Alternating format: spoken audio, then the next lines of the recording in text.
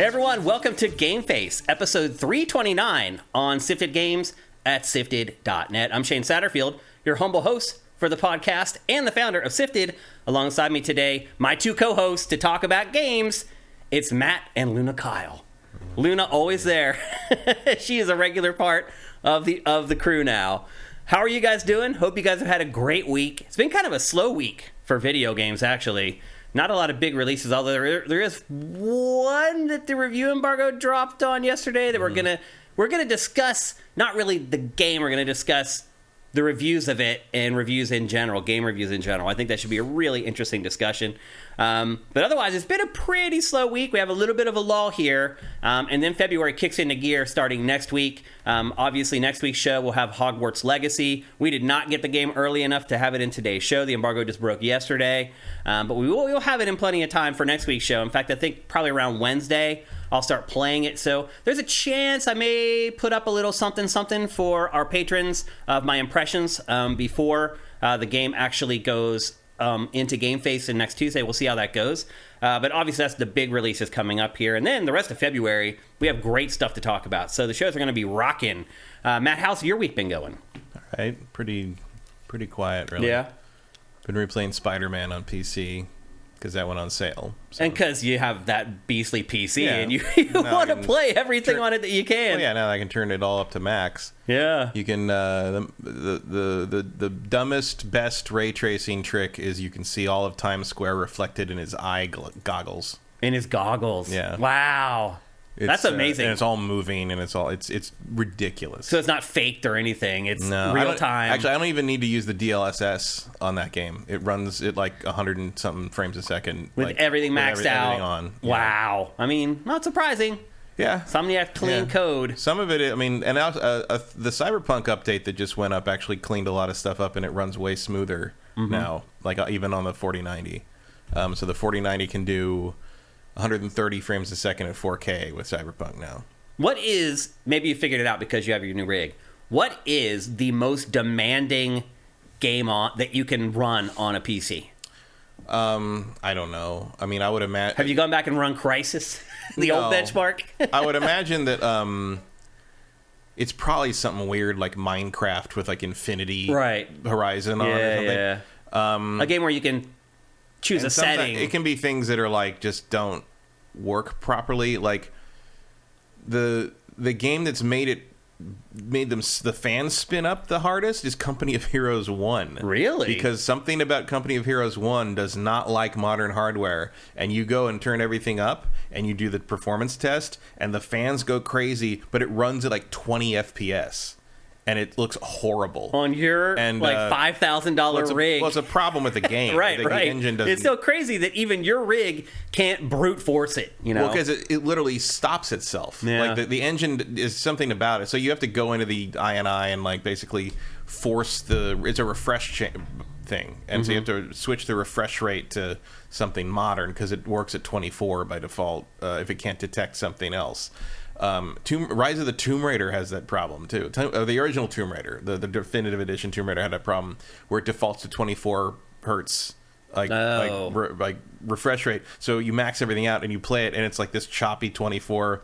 Like I know you're like, what is? And the computer's like going crazy because when the results come back, it says that it's running like 350 frames a second. And I'm like, what? But it's only updating the image 24 times, so it's kind of working against itself. So those are the things that have made it work the hardest. Interesting. Just broken games. I would say the only game running properly that has actually pushed it, that has pushed the temperature up above like 56 degrees Celsius is Warframe. Really? The open areas in Warframe, like you can hear it spin up. Dirty code. A little bit. I mean, it's Digital Extremes. Yeah. Plus, like all the different people there and all. I mean, there's a lot happening. It's loading a bunch of people's stuff in, right? Because it's multiplayer. It's the all the cosmetics, the MMO areas, basically. So yeah, that is kind of the hardest it's worked. Interesting. But, like, you never would have guessed it would be Warframe, would you, people? Yeah. At that level of power, it feels like unoptimized stuff is much harder on it than like demanding stuff. Yeah. You know, like Like, because you say whatever you want about how demanding Cyberpunk is, it's at this point it's pretty efficient. Yeah. Well, they've worked on it now for 2 years post-launch, so it better be. And the latest update was specifically for the 40 series cards and like DLSS 3 and all made that a big stuff. difference. But I turned it off on Spider-Man because DLSS. Because it didn't in the end it didn't need it, but also. It didn't like it. Spider-Man didn't like it. Like it was doing some like an interpolation thing that was making things a little weird. Like it was over sharpening stuff when it panned the camera, and all the animals like the rats and the pigeons left trails. Oh wow! Behind them. Interesting. And so when you turn DLSS off, it stops doing that. Otherwise, DLSS is like witchcraft. It's amazing. Kind of black magic, but there's some elements and I think they just fixed it. Not they didn't fix it. Control had a problem where if you turn DLSS on, lighting on certain surfaces would look like a disco ball. Basically, it would blindingly bright. And then this past week, one of the former developers actually put out an in-game, like an HDR patch, an unofficial HDR patch that lets you go. And you just replace a bunch of the game files in the install with it, and it fixes a bunch of stuff. Like it's not even like a reshader like cover up thing. It's this guy because this guy worked on the game, so it's actually in the game files. Interesting. And it fixes a whole lot of weird lighting and HDR problems. Cool. So that was I did play a little bit of that and that's a more subtle thing where it's like the lighting in the hallways is really good, and like once everything goes crazy you can see it, but it's not one of those things you could show like a casual gamer and have them react to how amazing it looks, because it's more like a subtle like, oh, look at how everybody's shaded the way they. It's not like swinging through Times Square in Spider-Man and you're like, everything's reflected. And in this one, by the way, when you turn everything way up on the PC version, everything's there. It's not like the PS5 where like some of the cars are there, some of the it's all there, and it's all moving at full speed and not choppy. And it's just like that's to the point that it's almost unrealistic. But there's some buildings that are dirty. Yeah, and it's crazy. It is crazy. You were showing me some games, like you showed me Cyberpunk, which is just like mind blowing. You showed me Red Dead 2, mind blowing. You know, the other game that's very impressive that I didn't remember I had until I remembered I'd gotten it free from the Epic Game Store, Death Stranding. No, I'm sure it looks great too. Death Stranding looks astounding. Like I bet it does. It's unbelievable. Like lots of green. So I lots of green, but also like the creature the handprints and the water filling them, and you know, you see what they were supposed to look like. I mean, Norman Reedus, way too detailed looks at Norman Reedus. You can smell him. The hair is very well done. The draw distance, the how it's much more obvious with the high end graphics, like. As the paths change, as people build the things, you can see other like the player bridges like a mile away. Like you know exactly where you need to go. You don't need the map as much because you can recognize the terrain further out. Because it actually changes the way you play the game. Yeah. It's and then you hit a point where it's just fucking bullshit. And you have to actually play the game. Yeah. Well, I played it for a while. I'm like, okay, I remember this being kind of fun. It's just like they know what it is because every once in a while it pulls way back and it plays one of Kojima's MP3s he loves, and I'm just like, okay, you're really into this band when you made this. But you hit a point where they teach you how to do all the things, and then you're expected to take care of the BTs like on your own, I guess. And I hit a point where I was trying to make this delivery, and I tried 7 times, and every single time I just got caught by them, and I don't know why. Like I'm not near one, I'm going between them, just like I always do. I'm covering my mouth, I'm not breathing, and all of a sudden, and like usually you see the the handprints come in, and they catch you. You get stuck in the tar, and the hand. The tar just opens. It just opens up, and I'm stuck. And there was no handprints. There's no catch moment. It sounds like a bug. Maybe, but I tried it all these different angles and different ways, and it was like almost like a scripted thing. But I know it's not a scripted thing. It's just a random mission. It's not a story mission. Weird. So I don't. And every time I just be like, fuck you. And so, I still hate that game. But it looks so good, and that engine looking so good makes me really look forward to an eventual Horizon Forbidden West PC. Yeah. Because I bet that's going to be amazing. It will be, yeah. It's always fun when you get a new PC or you build a new PC or you improve your PC, diving back into PC gaming again. Because I'll build something, I'll get into PC gaming for a little while, and then after a while, it kind of loses its allure, and I end up going and spending more time on my consoles. But it's always fun having that re-engagement period with PC gaming. I looked, Steam has a thing that like lists all your games by release date, and I looked, and leaving aside remasters or games that were on the deep sale because they were older, I bought 4 new games for PC last year. 4. That's 4 more than I bought. Yeah. Now you're going to buy more, though. Well, I mean, in terms of like games that came out in 2022, I bought 4 games that had come out in 2022 for the PC. That's more than I bought. Which is nothing. Right. You know? And I bought none, I don't think. Yeah. I mean, I got code from publishers, but I didn't buy any. Yeah. So, good to see Matt diving back in. I'm still going to sit... I'm still going to probably focus on console stuff more because, honestly, the console releases tend to be less technical snafus. Yeah, you don't always have to, like, fiddle around. Like, they just run. Yeah, it's like they just go, and maybe they don't run as well and they don't look as good, but at least I'm not spending the first hour trying to figure out why this shader doesn't load properly. Do I need to get a new driver for my card? Yeah. Like or do I need to roll the driver back because the NVIDIA's new driver was actually a lie? That happened? Or it's ahead of the curve that this game the game wasn't ready for that, and so they optimized it wrong. There are drawbacks. It's advantages and drawbacks, but you're right. Like, ultimately, I will sacrifice the slight bumps in fidelity just to know it's going to work and run. Right now, it's kind of like, Spider-Man is a good example where it's like one of the best things about a good high-end PC is like being able to go back after all the bugs are ironed out and after everything's figured. The community's got their patches up. Yeah. The devs got their patches done. It's sort of finished, and you can go back to your favorite things like Spider-Man, and they look better, and they look great. Run better, they look as good as they're going to look, and like it's a kind of a fresh start. Because I'll tell you what's weird though is playing that with an Xbox controller. I bet that took a while. The muscle memory. Well, also because I didn't even think about it until I played it like this. I don't think I ever really noticed, but when you're doing the stealth sequences, you can do the web zip one-shot kill, or you can do the stealth web them up, the perch takedown thing.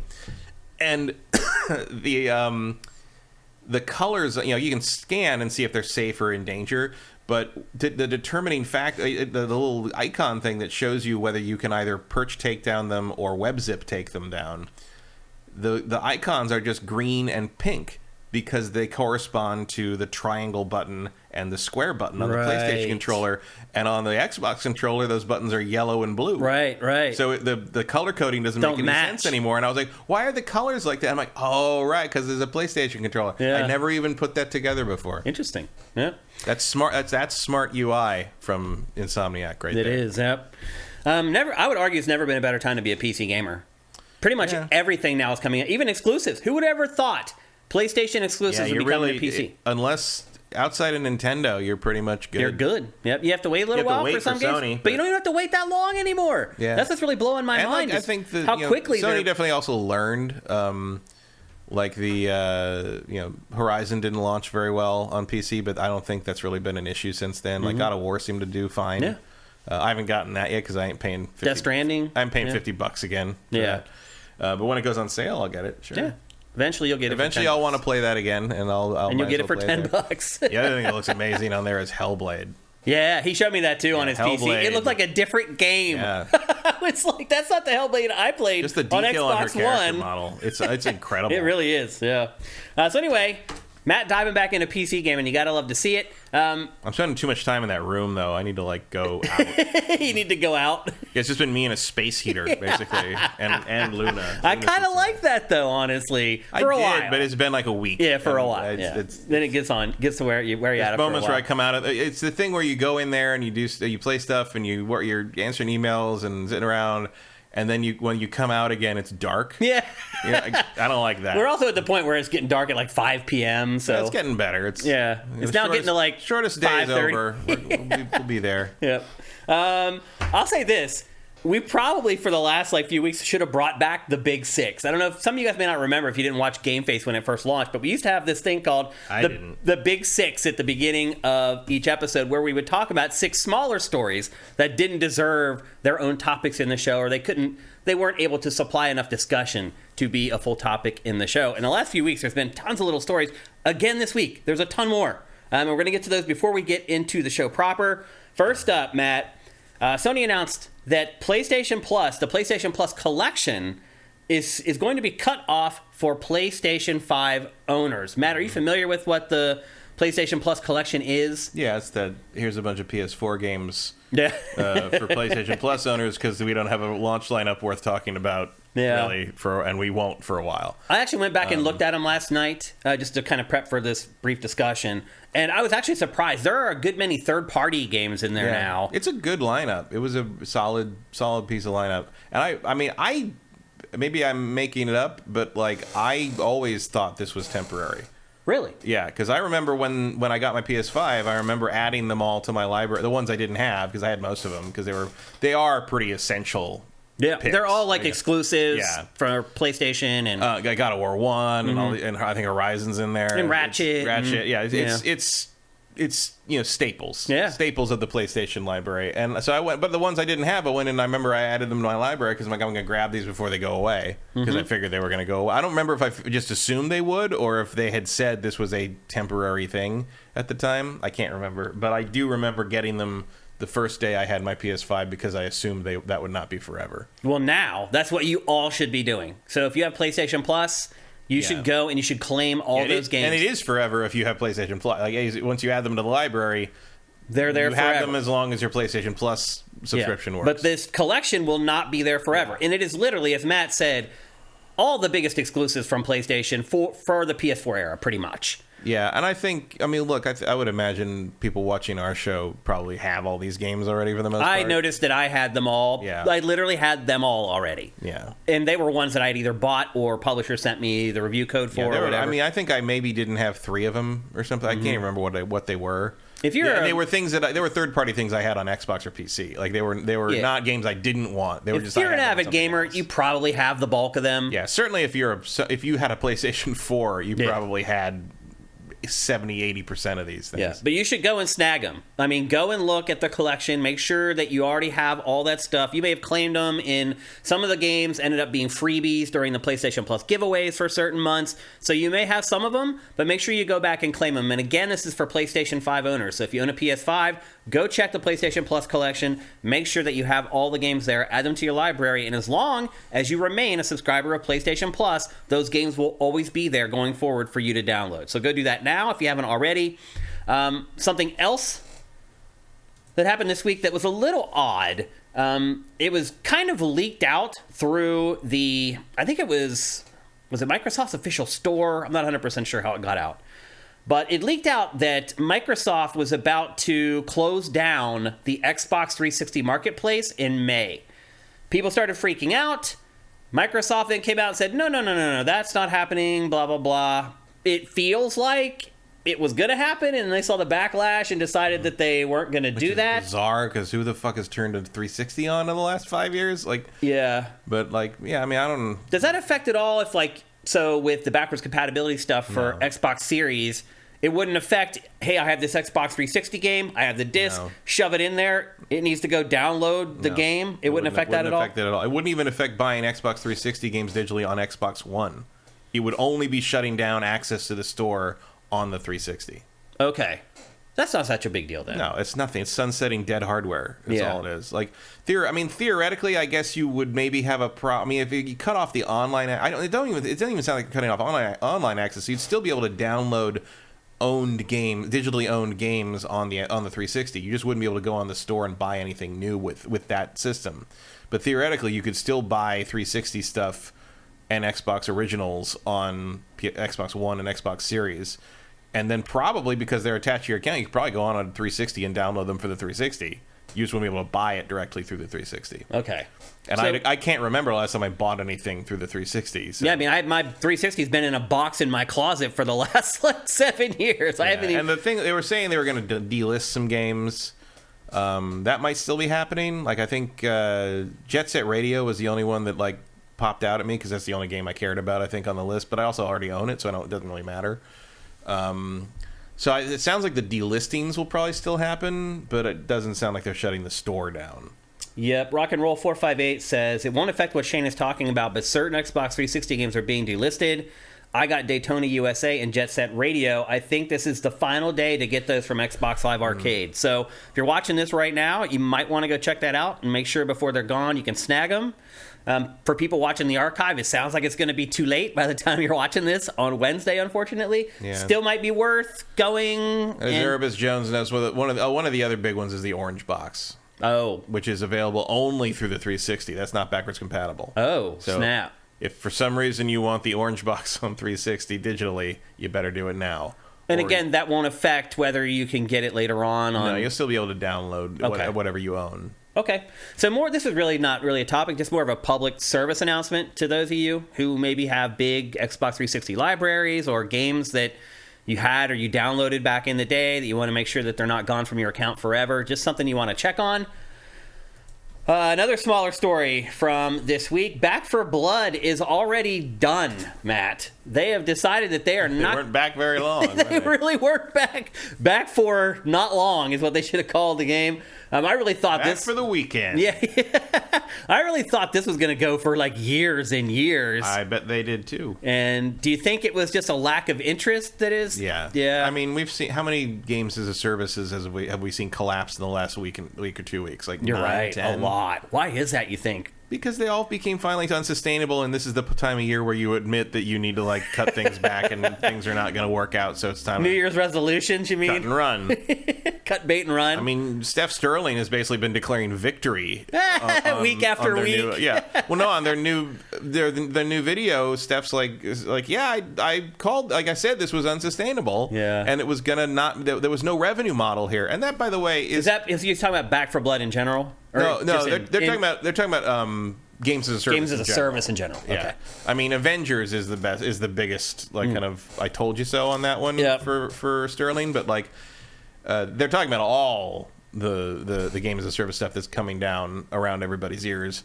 It's because there's no revenue model there. Like you're depending on a very small percentage of people to pay these microtransactions for cosmetic stuff, and it just doesn't hold up. Yeah. And it's kind of that is a constant, by the way, a constant corporate. Like when you see me get like really like huffy about the Stadia thing, it's like these are just corporate suits that can't be told no. That's why these things happen. They see this thing that was a big deal. They see that Destiny's super popular or that Final Fantasy 14 is taken off or anything like that. And they're like, we need that. Right. It's like, yeah, but you know who is the people that would make that a big hit for you? The same people that are already playing these other things. Yeah, you got to pull them away. So you don't need to just make a good game. You need to make a game that's so good that people will play that instead of the thing they're already invested in. And that is a very difficult task. That's a really good point, Matt. That is really hard to pull somebody away from their main.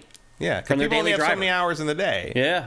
And, like, that happens a lot. You're seeing that with streaming right now. The streaming, like, linear stream, like film and TV streaming, where, like, you're seeing all these, Netflix and Disney Plus to some degree and Hulu. Like, they're all starting to realize they've spent billions of dollars and there's no revenue stream at the end of this. Like, subscriptions have that's why Netflix is doing the password sharing crackdown thing, because they think that they can make everybody subscribe separately and get more money. But like you're seeing, this is the esports thing again. It's like this corporate frenzy to get in on this perceived market, but at the end of the road, you're like, oh, there's no actual way to make money here. I think it took longer to get to this point than people thought. Because if you remember, look at Pactor.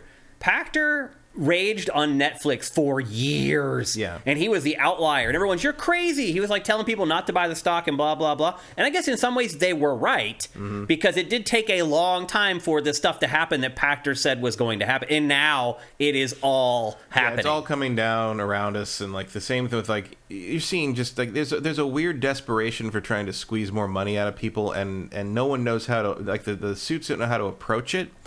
And like you're seeing this right now, like starting today. You're seeing this with AMC, which is trying to start this thing where the tiered scaling pricing. the seats, the charges for seats. So premium seats more in the center of the theater are going to be more. The side seats are going to be what the prices are now, and the front row and ADA seats are going to be less. Oh wait, they're increasing. I thought they were leaving the price for the middle the same. The middle will be increasing more. Because that's what this is. It's a price increase on tickets. That's it. It is. Yeah. But instead of just look, if you up the price of general admission tickets tickets for movies, like $2, no one would fucking notice. You want to know what happened, though, Matt? It would just be a thing that happened but instead, they're making it a fucking brand deal. Like, they're naming it. You want to know what happened, though, Matt? It's called Sightline. It's called AMC Sightline. And you pay premium or standard. And I'm like, you sit in the front, it's only $8. Why are you holding a giant neon sign that says we're about to gouge you more for something that you've always paid the same for? Like, it's crazy. Yeah. I mean, what happened? Elijah Wood went after them today, and I'm like, that's all going to go away by the end of the week. Like,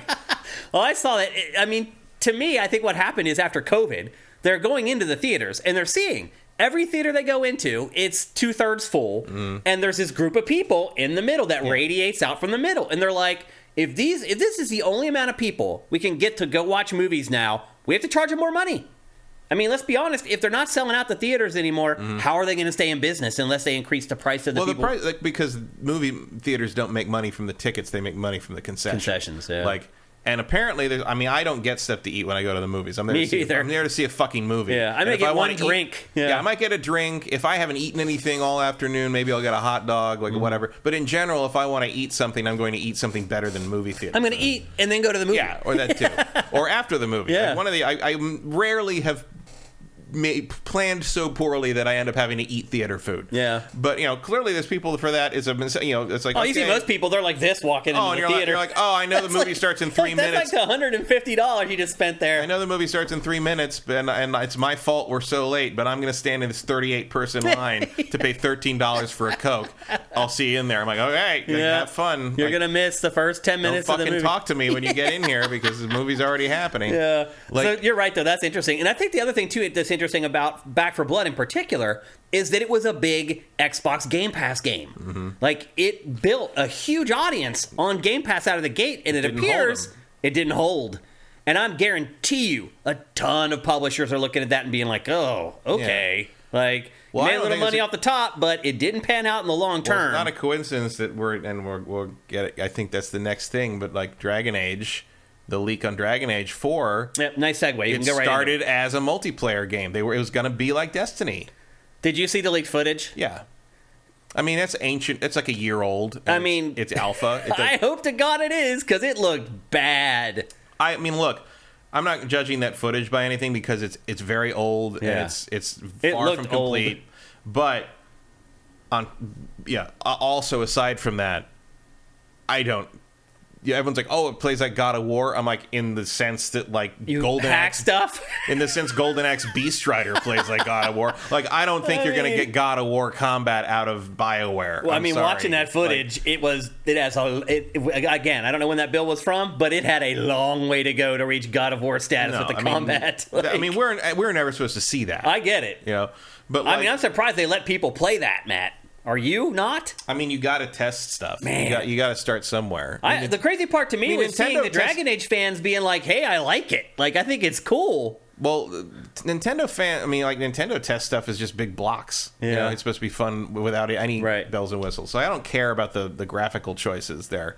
They're trying to do an action RPG combat system, which is really where they've been moving for a long time. I mean, Mass Effect already did that. When they started with Mass Effect, it was a shooter. It was an action-based shooter. It was, there's some stats under there, but still, it was a shooter. And one of the things that Dragon Age has struggled with is whether to be a successor to the Baldur's Gate Infinity Engine stuff or whether to move into being a more hack-and-slash kind of game. And you see these half measures they took on that in Dragon Age 2 and Inquisition.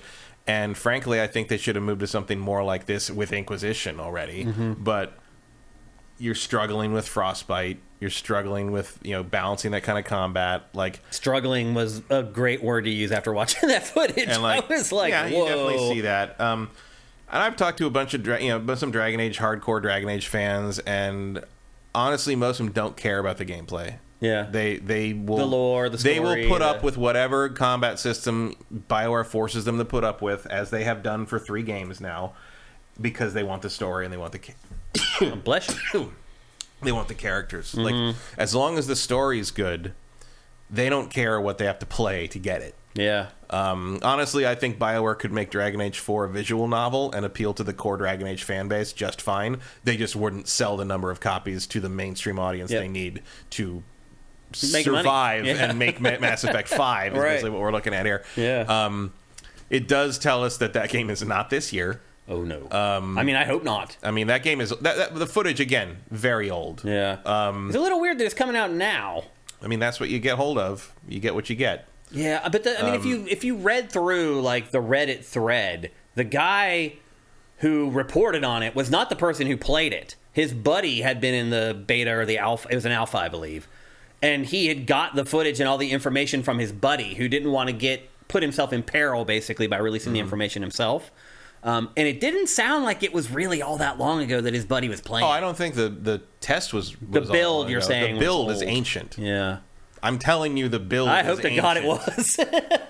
I don't think it matters. It's again, the polish on games is put on last. Yeah, like you can't judge anything in that by anything. Yeah, that is almost all of that is placeholder. It looks really rough. So it is rough. Like that's. I mean, that's early focus testing for a game that doesn't come out for 2 more years. Like that's. Yeah. You're not playing anything resembling a finished product. Yep, that's so I'm not worried about anything in that clip from that. Okay. My concern is like, are they going to be able to make an action-based combat system that's worth anything? Because BioWare has never managed to do that with not Melee anyway. Yeah. Like hand to hand. Like, yeah, obviously Mass Effect has one place. I don't think you can argue that Mass Effect hasn't always moved forward, even in Andromeda. For all of Andromeda's problems, the shooting was good. The shooting actually did get better. Yeah, it did. It improved. It's always gotten better from game to game. Dragon Age has not. And I don't like Dragon. To be clear, I don't like Dragon Age 1. I think it's terrible, actually. It seems like a lot of people in chat are saying it's like the best one. Most people, especially fans of Dragon Age, think the first one's the best. Yeah. I think the first one is one of the most boring things I've ever played. Yeah. I think it's literally like someone just rearranged all the Tolkien high fantasy stuff and then stuck me with a I don't know, some kind of half measure version of the Baldur's Gate combat, and I hate playing Dragon Age 1. Cinetyke says, remember the GTA 6 leak? When it comes out, let's see the difference. There were some shots in the GTA 6 leak where it looked fine. Like, it looked like how it's probably going to look. Right, but GTA 6... Like, wireframe... No, nothing in that looked like how it's going to look. No I mean, way. There were a couple shots. Like, no, yeah, none. There were. No. Yep. You can go look... Okay, here we go again. I'm going to have to prove it again. Those are all... I'll bring it up right now. Those are all... I'm surprised you don't have it loaded. Because we're going to be talking about that game for a long time. I don't have the footage loaded, no. I didn't think it would be talking it looks better because it's running in GTA 5, basically. But there's no way that's going to look just like GTA 5 when it comes out.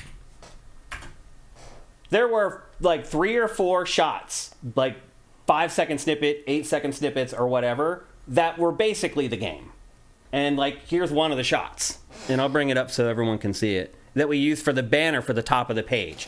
That's pretty close to what the game's going to look like. Like, it's not that far. I mean, I'm just telling you, having looked at the Dragon Age footage, the Dragon Age footage is 50 miles away from how it's going to look when it's done. Some of the stuff in the leaks, pretty close to how the game's going to look. Yeah, but they're doing it very differently. And also, wireframe to me isn't like, oh, it looks bad. It's just dev footage. Like, the stuff in this Dragon Age stuff looked bad.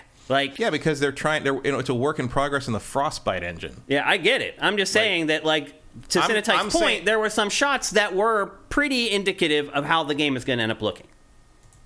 I just don't think it's a comparison you can make, really.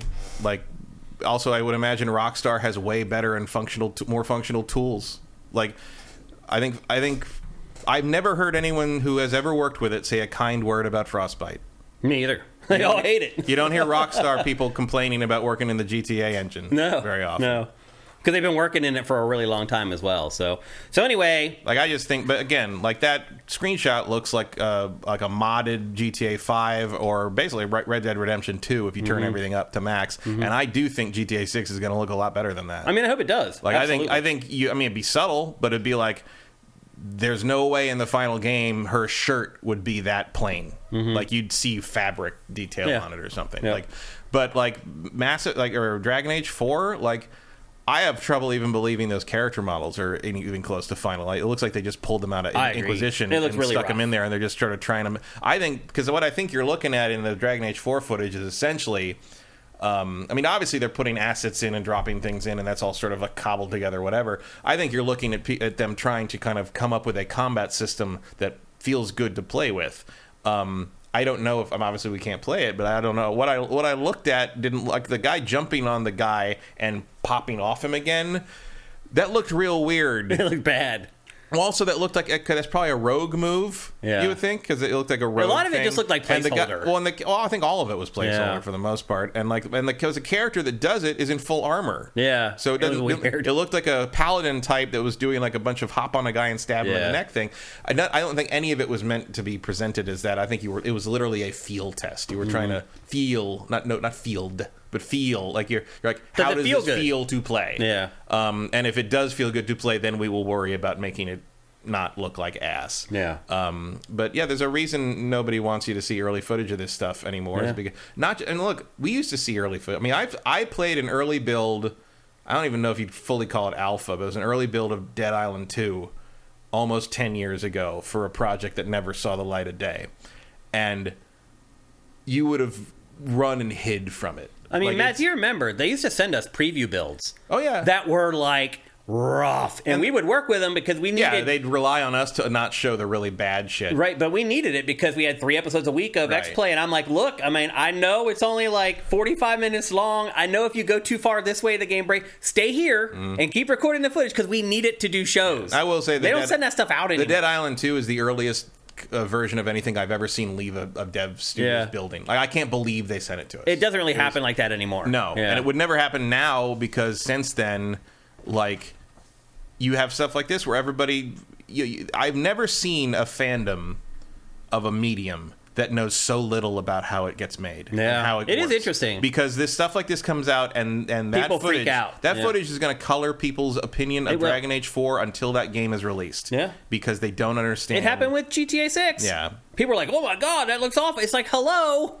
I mean, but that's Do you have any clue how people make video games? That's also how people are now. Should you expect them to, though? Probably not. Like... They just want to consume the games and play the games, you know? Yeah, but also, like, there's nothing wrong with having a little media literacy, or even better, some self-awareness of the fact you don't know shit about shit. Right. That's the more important part, because the hubris. Yeah. They don't want to admit that they don't know anything about it. Right. And that's like the thing in film, that's when it's like everyone's like, oh, CG sucks. Everything CG sucks. It's always better when it's in camera. Over real. That's why Top Gun Maverick has over 2,000 digital effects in it. Yeah. But they were not allowed to tell anyone about them because they wanted everyone to think everything was real. Right. Quote unquote real. Yeah. They fed the narrative that Tom was in the planes and he was. And he was. In some of them. But some of it, you can't make planes do all that shit. Yeah. Or it's too expensive. Yeah. And it's like little things you got to do your thing that you need to save the money or make it look right. It was just one of the producers or cinematographer, I think, for The Menu just revealed yesterday or the day before that the first shot of the movie The Menu is it's not fake. It's stock footage. Oh, it's stock footage. they recolored to that. look like the background the actress is in, and then it cuts the other side and it's Anya Taylor-Joy smoking a cigarette. Yeah, the shot of her lighting the cigarette is stock footage. And one of the reasons you can tell is because she's using a Bic lighter to light the cigarette, and that character has a Zippo. Very notably has a Zippo right, that's in the rest part of the movie. plot. But you don't know that yet when you watch the movie, so that's what you way cheaper than doing a reshoot. Or like when someone asks, did you see the Guardians of the Galaxy holiday special? I did, yeah. You know at the end where everybody has the little statues that Groot makes for them? Yeah. So someone asked, because Sean Gunn, his brother, who reacts to the statue so well, someone asked, like, was that the first time Sean Gunn saw the statue of him? Is that why his reaction is so genuine? And James Gunn said, actually, all those statues are CG because we didn't know what the shots they were representing were going to look like yet. So he's just acting because he's that good. All those statues are CG. And they're like, why wouldn't it be cheaper or better just to make real statues for them? He's like, because we didn't know what those shots were going to look like yet. So it was actually cheaper and easier to replicate them in CG so they looked like the shot. So when you saw them, your brain would match them with the final shot that they were representing. And that was a better way of telling the story. And it's like, what I'm saying is, y'all don't know what the fuck you're looking at. Yeah. And that's it's true. Like, nobody wants to admit it, though. No, and that's true in this Dragon Age footage too. We don't know what in that thing is going to be final. Actually, what is it? part of the game. Maybe Paladins jumping on someone's neck and poking them with a stick is going to be in the final game, and we're going to sit here and be like, I can't believe they left that shit in. But probably not. But probably not. Yeah. They'll probably tweak that a little bit. Yeah. A couple other things before we get going. Right now, the Steam Next Fest is going on. It is running until February 13th. There are literally, I think I saw figure, like over 200 demos are going to be released in the next week. Like tons and a tons. System Shock demo just went up today. If you want to check that out. And there's a 3-hour demo for Midnight Suns now, which everybody should try if you haven't. Absolutely. Because that game apparently did not do well. It tanked really hard, and it doesn't deserve it. So critical success, sales failure. Commercially not great. So go play that. Go play the demo of that and see what you think, because I really like that one. Yep. So that is happening until February 13th. Head over to Steam. There's just tons of stuff going on for the whole week. And then finally, we're shooting the next round of Pactor Factor. We would have shot it last week. However, Pactor was on vacation. And so we've had a little bit of a gap here in between episodes of Pactor Factor, but we're shooting more on Friday. And look for a call for questions in all the usual places here over the next couple days. If you had to ask them at sifted.net, we'll ask for them on our Twitter feed. We'll ask for them at our Patreon account. You won't be able to miss it, but start getting your questions together for Pactor. We'll be shooting a new round of episodes on Friday. Did you intentionally skip Nintendo? Oh, also, that's right. Tomorrow, there is a Nintendo Direct going on as well. It's supposed to be 40 minutes, and it's going to focus on the first 6 months of the year. So only games that are coming out before June. Matt, I would venture to guess we're finally going to get the release date for Advance Wars Reboot Camp.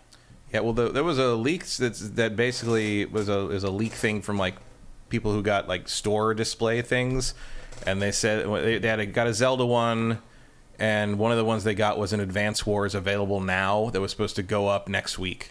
Oh, well, there you go. So it's going to stealth launch tomorrow. It sounds like it might shadow drop tomorrow or this weekend or something. Okay, something to keep an eye on. The standee that said that was supposed to go up on the 10th. Okay. There you go. So looks like we're going to get that soon. We might get Advance Wars this week. Yeah. And as always, you can go to sifted.net. We'll have that curated for you guys so you can watch it on the site if you want to. But we'll probably be talking about it in next week's episode of GameFace. Although I think next week is going to be tight to fit that stuff in because we have a lot of big stuff to discuss. Okay. Mm-hmm. Probably should have had the big six. Better hope they bring up Zelda or it's not coming out in May. You think they'll bring up Zelda? If they're talking about the first 6 months of the year, that's Zelda. I feel like they're just going to give it its own direct. I think they'll give it its own, but I think they're going to have to give you... believe me, everyone online thinks they're going to talk about Zelda. Oh, so really? They better have something about Zelda in there. Probably a new trailer, I'd be New trailer, little something, little character reveal. Like, not like the blow. I'm sure it will get its own direct to itself, like in April or something. But like, no, I think they need to. It's time. Yeah, it's time to start showing the game. We only have 2 trailers that hardly show anything. Throw the kids a bone. Let them play a game. Throw me a bone. Let's see. That's it for our not big 6 for this week's episode. I was talking this morning to some of my friends online about, and they're like, "Oh, Zelda." I'm like, I just want to play a fucking Zelda game again. Mm-hmm. I don't want to sail a boat. I don't want to travel through time. I don't want to waggle a Wiimote. I don't want to catch a train. I don't want to turn into a wolf. I just want I want 8 dungeons and a bunch of upgrades, and that's it. Like, the biggest thing they could announce tomorrow is dungeons. Yeah, and just give me a Zelda game. That would just set the world on fire. Yeah. That's all they need to say. There's 8 dungeons in this game. Done. People dance in the streets. Awesome. Breath of the Wild, but we remember to put dungeons in this time. You could have called it that. And I'm cool with that. Yeah, I don't. Tears of the Kingdom is fine too, but like. Agreed. Yep. Before we get going, we need to mention our sponsor, LS Cream. See the bottles sitting here. They are a cream liqueur, a little bit like Bailey's, but much better. You can go to creamls.com, learn about the history of the drink. It is actually from a recipe from his Haitian grandmother. The person who makes LS Cream is a sifter, a hardcore gamer just like you. Making sure you support him. Also at creamls.com, there is a store finder. And what you should do is you should buy people bottles of LS Cream for Valentine's Day. Or buy one for yourself, take it over for your date, and have a good time on Valentine's Day. But anyway, head to creamls.com. All the information there, store locators there, everything you know to get on board with the awesome LS Cream. And with that, it's time for GameFace 329. We're going to talk first about someone else's coverage. Game Informer does a great job every month with his cover stories. And this month's cover story, I would argue, is probably the biggest one in the last year, at least for most of our fans and our audience. And they are doing a huge blowout on Resident Evil 4, the remake of Resident Evil 4. Up until now, we had one trailer that had like 80 seconds of footage in it or something like that. Just basically a tease.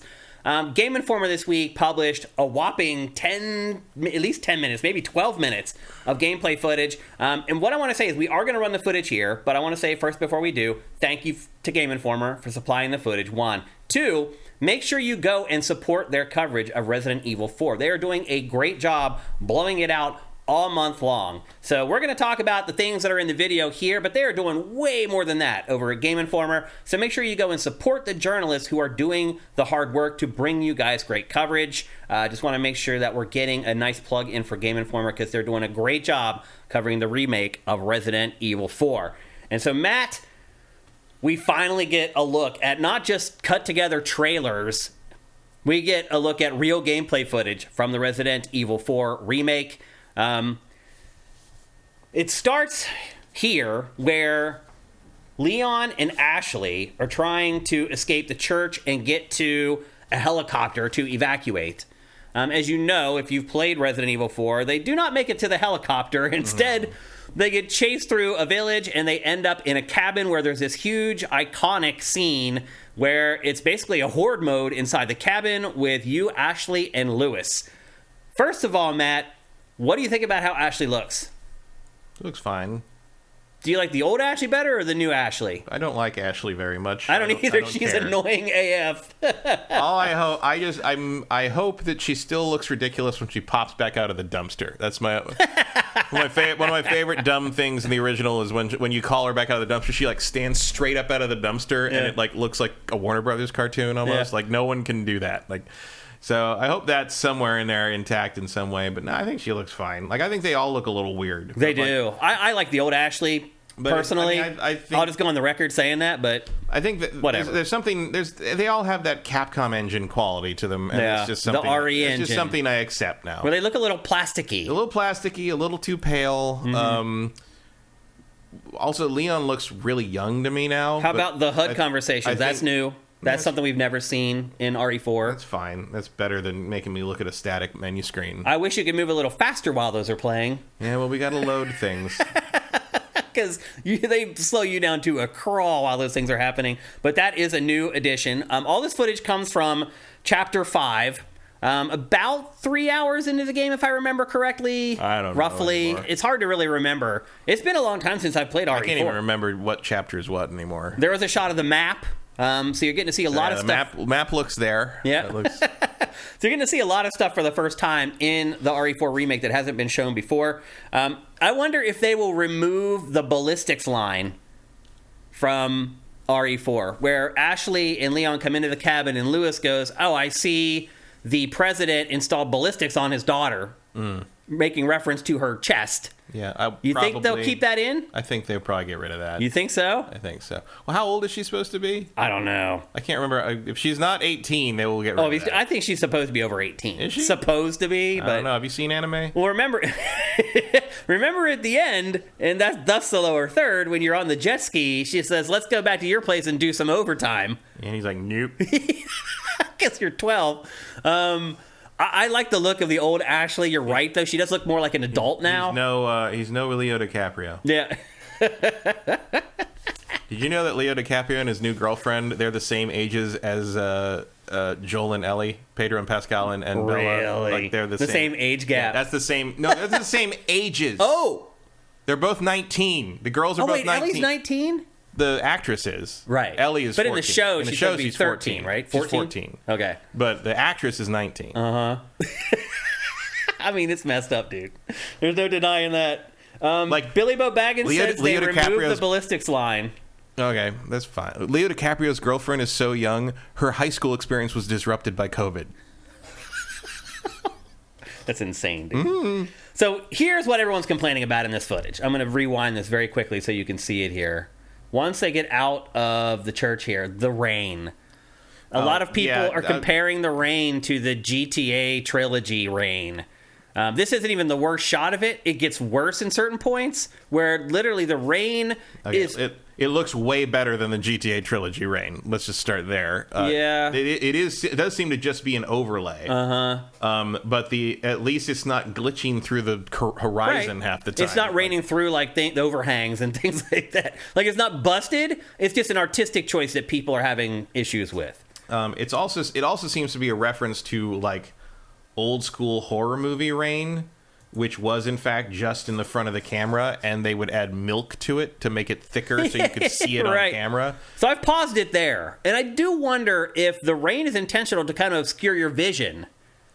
Because it works. It definitely obscures like what you're trying to shoot at. You can't see it all that clearly. I mean, I think it is intended as an obstacle of sorts, yeah. Yeah. I mean, obviously they don't need it because there's indoor sections and stuff, but like, and there's sections where it's not raining.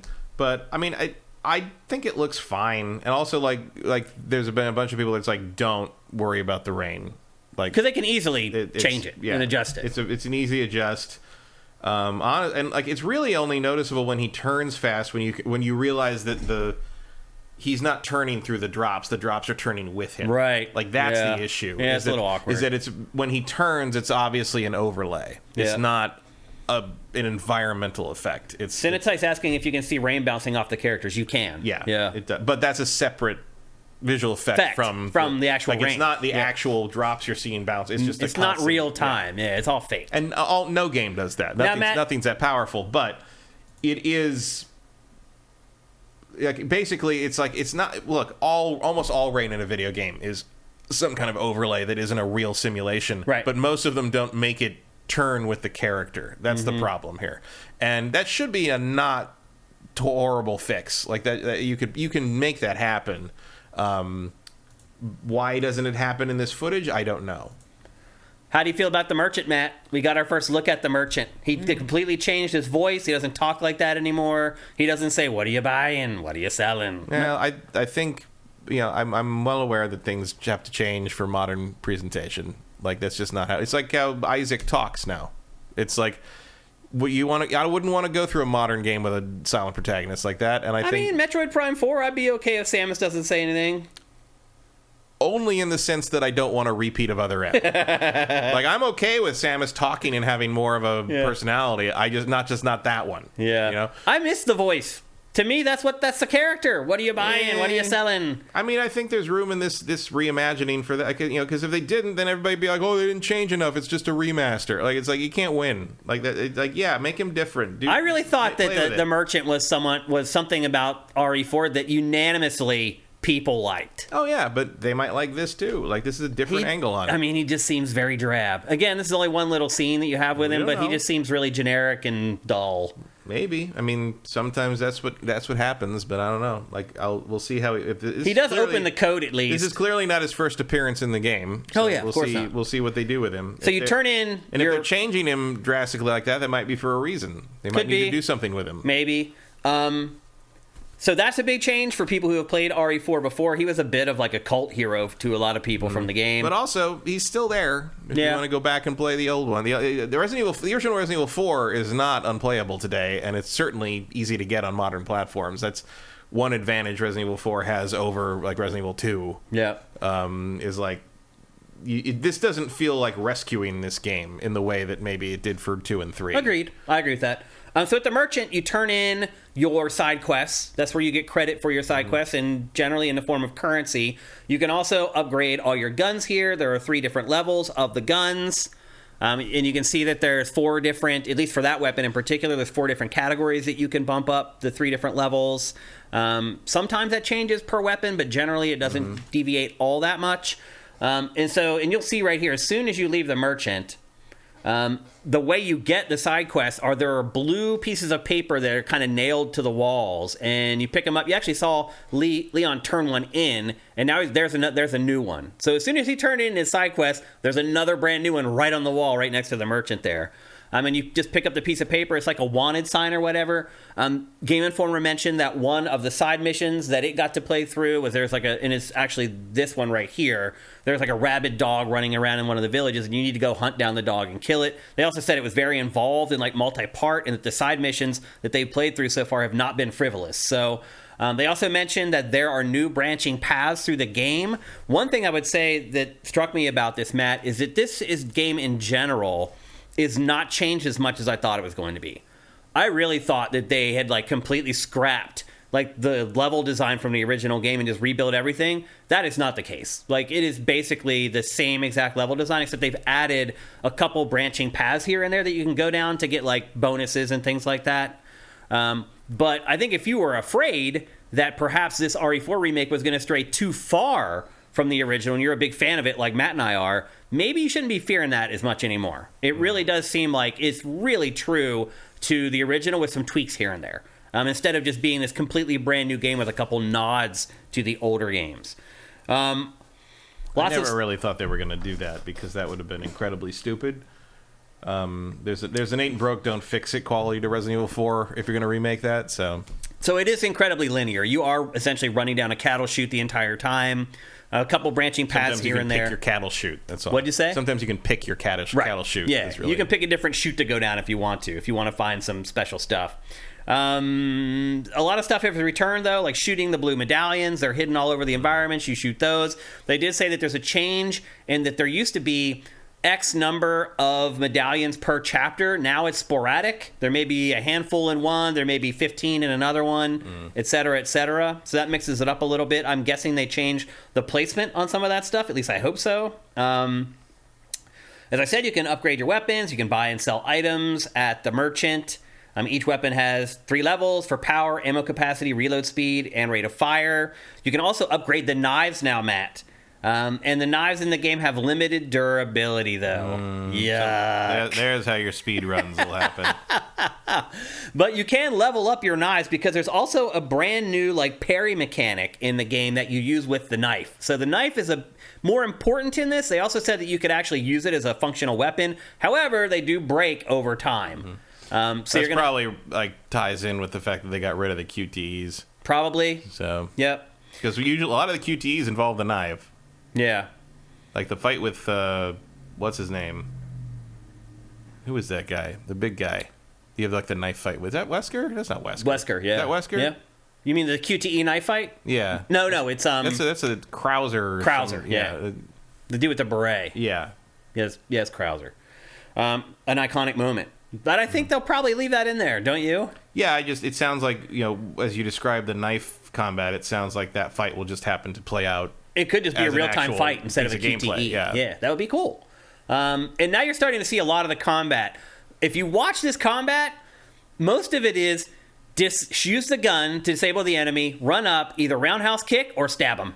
Yes, that's accurate. That's RE4. That's the way it was. And there should be more suplexing, but so you saw right there, he shot a medallion very quickly there. There was one up in that barn. But it does look like the general combat flow is disable the enemy, shoot him in the knee, whatever you got to do to get him down on the ground, or to just keep them or make them immobile. Come up, roundhouse kick them, stab them in the head. If they're down on the ground, you can stab them in the chest, etc. Now you're starting to see the setup. There's Lewis, who's made his triumphant return. You're seeing the setup for the big Horde mode cabin battle, which is one of the most iconic moments from Resident Evil 4. Lots of ideas. Was this before or after Call of Duty Zombies? This is before. So this is 2005. So Call of Duty Zombies. Call of Duty Modern Warfare hasn't even happened yet. Right. So as it turns out, Call of Duty Zombies ended up borrowing a ton from this scene because you're pushing stuff in front of the windows. You're using boards to board up the windows. You could also just argue that that's zombie movies. Yeah, but, Evil Dead, obviously. It would not surprise. This game was so influential. It would not surprise me if Treyarch was sitting around thinking what they could do to differentiate themselves from Infinity Ward's game. Yeah. And we're like, well, we really like that scene in Resident Evil where you fight the zombies off in the cabin. Yeah. And there you go. Yeah. Could have been that simple. But even the wood is an item that you pick up and then you choose which window to use it on and blah, blah, blah. Also, this kind of thing, I've had some old online friends, and a couple of them were hardcore zombie movie fans. Mm-hmm. And this kind of thing was what they always wanted. In a game, This is the game they wanted to be able to board up the windows and fight the zombies off and build a little base of operation. That was what they always fantasized about being able to do. We'd play Left 4 Dead, and they'd be like, this would be so good if you could do it like that. Basically, State of Decay is what they're thinking of. Except, functional.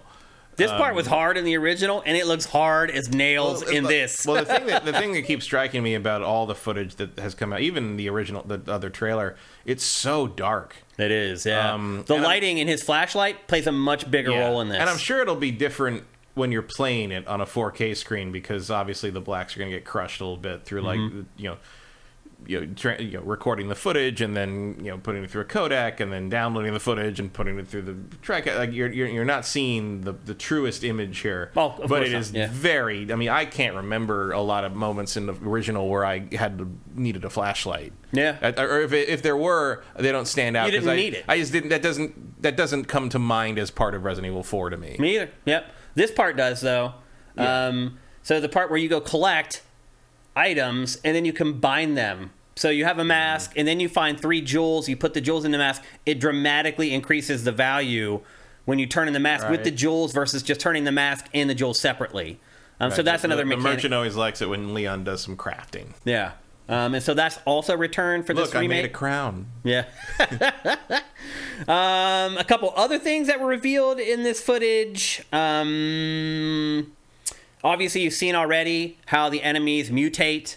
As you shoot them a couple times, tentacles will spray out of their heads and they become much more dangerous. That obviously is returned. In a minute, you'll see a dog that does that. You shoot the dog once and all of a sudden this almost scorpion tail spurts up out of the dog's back. And it turns into like this crazy mutated dog.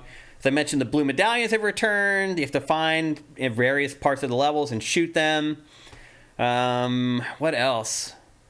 I think that's pretty much it. That's pretty much everything they exposed. Here you're seeing the cooperative stuff with Leon and Ashley, where you boost her up and then she drops the ladder down for you. That stuff's all returned. Again, going back to what I said earlier, this game, this remake, so to speak, is much more true to the original than I expected it to be.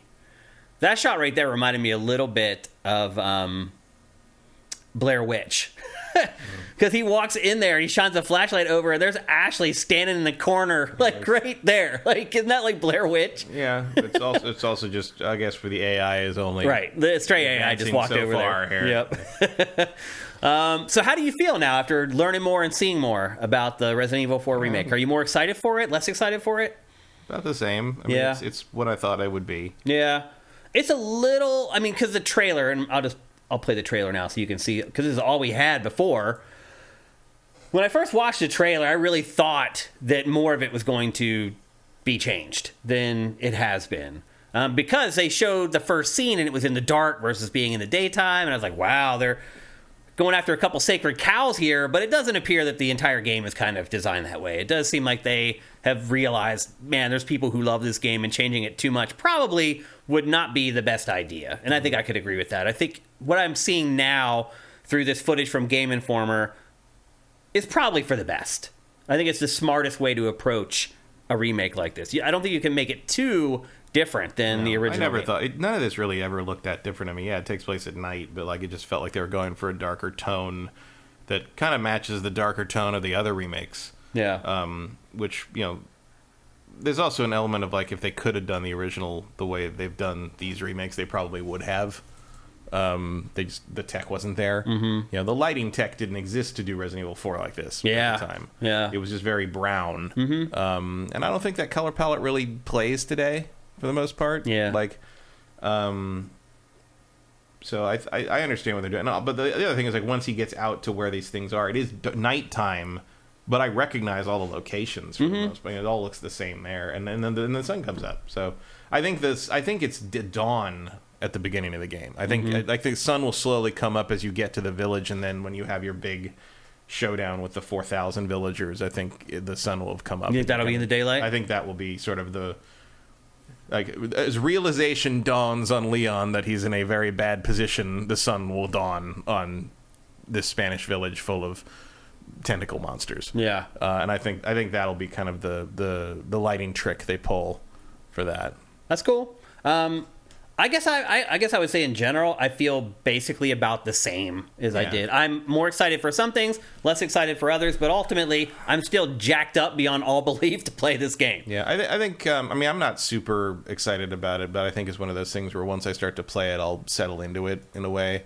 And I've kind of thought about playing the original again. Like, not all of it. It's just a long game. But like, I was thinking about loading the original up just to kind of remind myself of how it is for the first couple hours. Just so I can have a direct contrast. Because it has been like 10 years since I played it, really. So I might just...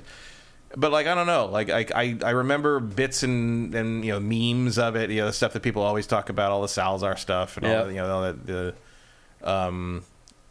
I kind of hope Leon's still a sarcastic jerk to him. Like, Leon's pretty funny in the original game. There's a bunch of funny lines. Like, I don't think it's not like the original Resident Evil where it's like you guys have no idea what you're fucking doing. Yeah, like they're intentionally funny jokes. Yeah, he gets the best of a couple of the enemies every once in a while, and I think it was pretty funny. And, yeah. So I'm wondering if they keep that aspect. I hope so. I mean, again, they may have to rewrite a couple of the jokes that are in there. Who's voicing him? Have they mentioned who?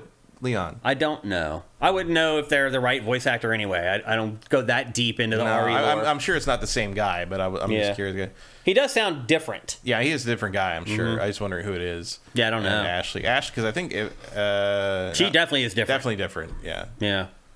But we'll see. I do hope that some of that humor is in there, because it was nice to have those moments, at least if you chuckled at them a little bit, to create some peaks and valleys in the game.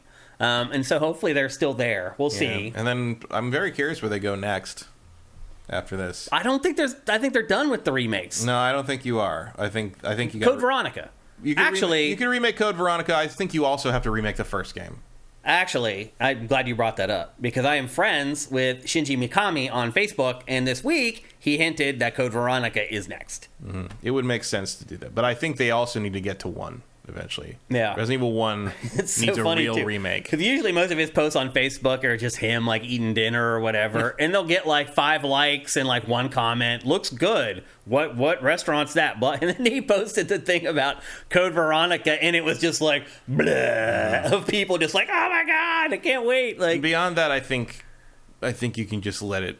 Yeah. After that, I don't think you need you don't need to remake 5 or 6. I mean, you do, but you need to make a new game. Yeah, you need to just start just over. Trash it. Like just start over. Yeah, that's where we started flying off the rails a little bit. So like remake 5 and 6, and then just say 7 and 8 can stand. Mm-hmm. But 5 and 6 are yeah. I mean, honestly, 5 I would be fine with if they just remade it without the partner thing. Well, we're going to actually talk about Resident Evil 5 tangentially here in the next topic that we're going to discuss, because there's some stuff in that probably would need to be changed as well. Yes, there's some things that would need to be addressed. Yeah, absolutely. So anyway, that's all we have on the Resident Evil 4 remake for you here on GameFace. But again, make sure you head over to GameInformer.com or head to their YouTube channel on YouTube. They are blowing this game out all month long. But this was just like their first big chunk of gameplay that they share with everybody. And we don't want to blow all their coverage, so we wanted to talk about this. And they will continue on showing new footage and tons of interviews and things like that. So again, please make sure you head on over and support it.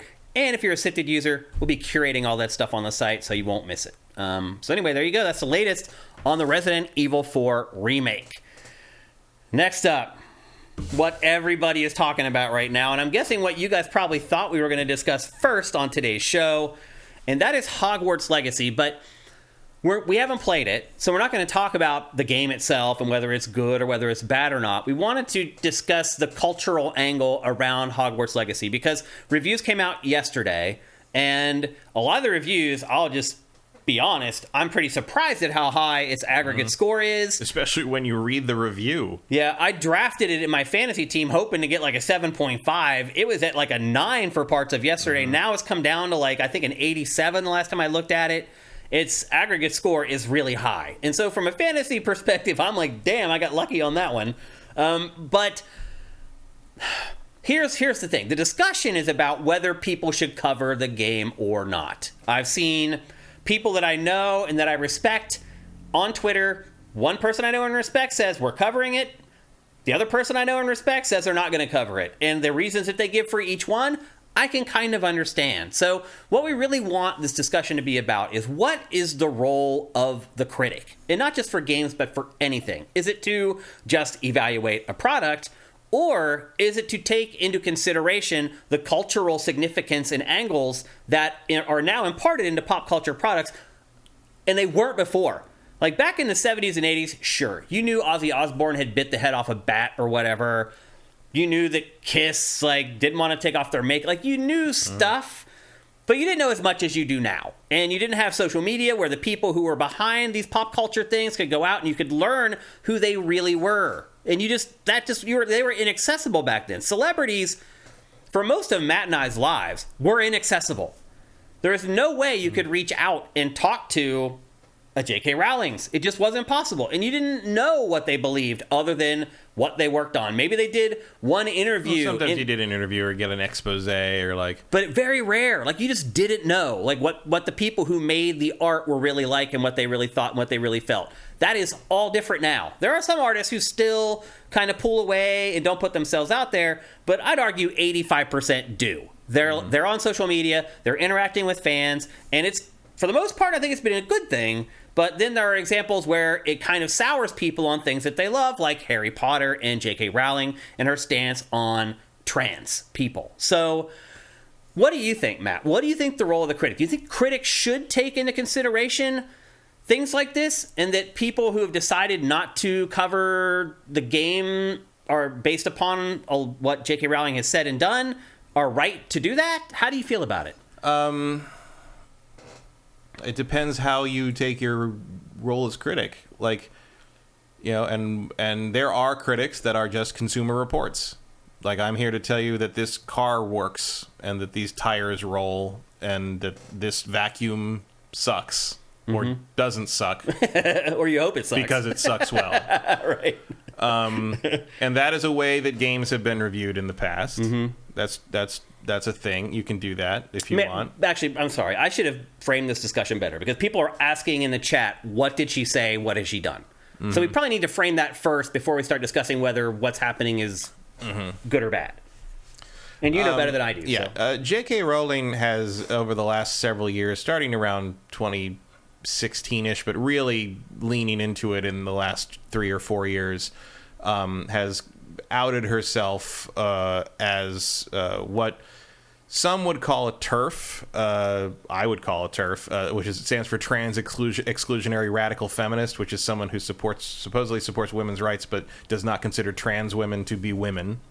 J.K. Rowling would call herself part of the gender critical movement, which is the TERF word for turf. Okay. There's a kinder, gentler way for them to identify themselves. It's just like a way to make it not, like, you know, there's the whole argument, turf is a slur. It's just like, well, no, it's an accurate description of what you're saying. But she has leaned very hard into into the idea of, you know, trans women are not women and they shouldn't be allowed in women's bathrooms because they're a threat, which is not a thing. You know, but basically, one of their tenets is like, oh, that just means men can dress as women and go into women's bathrooms and rape women. And it's like, that is not a thing that has ever happened. Why would they? I do. Well, yeah, that makes no sense. Obviously, assaults have happened in women's bathrooms, but no man has ever felt the need to go in camo, right? Like, they're just going to do it. No sense. Well, I will say, to their credit, the gender critical folks at least do realize that men are the problem, one way or the other. So like, okay, a shitty opinion, like, whatever. She didn't, you know, it would have been nice if she'd had the decency, as so many other British children's authors have had, to be shitty people quietly and in the dark until after they died, and we realized that after the fact. This goes back to what I was saying. I mean, it used to be that way. Roald Dahl was not someone you'd want to have over for dinner. Right. You know, like, he hated children, apparently. He was a very unpleasant man. But no one really knew that when we were reading. Times have changed, You know, and now she's out on Twitter. The problem really comes down to, and obviously, you know, there's people that believe shitty things that we buy things from and play games from and all that. You know, the fact that, you know, every time you buy a game system, you are supporting, like, what may be child slavery and mining rare earth elements out of some, like, hole in Africa or whatever. Yeah, like, that does not preclude the fact that this is something you can discuss and have a problem with it, because you know about it. Once you know about it, you can't know everything bad that you're supporting. There is no ethical consumption under capitalism is a thing, but it's also not a freedom from morality choices. It's not the excuse to do anything you want because everything sucks. That's not what that is for. It's to mitigate the idea that, like, you know, there's any way to be perfect, because there isn't. Yeah. The problem with J.K. Rowling is not just that she has terrible opinions, but she very, very actively, monetarily supports activism groups, including the LGB Alliance, which actively goes after trans people, actively pushes for legislation to hurt trans people, actively pushes hate against trans people, has been responsible for real physical and emotional damage to trans people, mainly in the UK. But it happens everywhere. There have been over 100 anti-LGBT bills introduced in 36 different states just in 2022, and more than 30 this year alone so far in other states. Yep. Like, it is an ongoing thing. Trump got on, on social media or whatever is Truth, whatever that is, and basically said, if I become president, I'm going to outlaw trans people and force people to detransition. Look, that was that is often couched as like protect the children from being forced to transition, or what, which is again not a thing that happens, but it's conservatives love to invent things that never exist and then be afraid of them. Before it was kind of limited to we want the children to not have to deal with this until they're older, but Trump turned it into adult. So it's an ongoing kind of campaign of terror almost if you're a trans person, and that's sort of how it feels to be trans right now. And the problem is that Rowling does financially benefit from all the Harry Potter stuff, and she uses that money to directly fund horrible shit that fits her beliefs. It's not just her beliefs, it's that she actively can do something about it culturally and societally, and she has said very publicly on Twitter and other places that if you buy and enjoy Harry Potter stuff, she takes that as an implicit endorsement of her views. Now, did she actually say that she specifically was going to take the money that she makes from Hogwarts Legacy and give it to anti-trans organizations? I'm sure. I thought people reported that she had said that specifically. She might. If she did say that, I didn't see it. It wouldn't surprise me. But the other thing is, she makes so much money that she probably doesn't know where each pound is coming. She's just donating large amounts to these conservative causes and these anti-trans causes. Mm-hmm. For me personally, the line in the sand for me was her saying, if you like Harry Potter and support and purchase Harry Potter stuff, you are implicitly supporting my opinion on this. Mm-hmm. If she hadn't said that, I would have a lot easier time saying it sucks, but whatever, $1.50 out of my purchase of a Harry Potter butterbeer at Universal that goes to her is not going to, change any, it's not going to be the end all be all. But then she basically says, if she's going to come out and say, if you're still buying Harry Potter stuff, you are supporting me in that regard, not just supporting her financially, but saying you support me on an ethical level, that's a problem. That's the line in the sand for me. I agree with that. How do you feel about people who may not know that she ever said that? Look, not everybody is terminally online enough to know that happened. It's kind of like the question that you sometimes will ask Christians. It's how do you rationalize the tribe that lives out in the middle of nowhere, has never heard anything about God or Jesus, mm-hmm. and they die? Do they go to heaven? Right. It's kind of the same question. Right. Well, that's the part of the issue is for me, I think the end of it should be, look, if you've never heard of any of this with her, because it's obviously not a thing that pops up in the Harry Potter extras on the Blu-ray or anything. If you've never heard about it, basically the solution to that is she said this, and this, and it's that sucks. At the very least, I think you should be making informed decisions about whether you're purchasing Harry Potter stuff. And sometimes you don't have a choice. If you're a parent and you have kids that love Harry Potter for some reason, because that was kind of a while ago at this point. If the kids are loving Harry Potter because of Fantastic Beasts, you might want to show the kids better movies. That's all I'm saying. You can't really explain that to a kid, that you can't have your Hermione wand because the woman who invented it 25 years ago is a jerk. Right. That's not a really conversation you would have with a 5-year-old, right? Yeah.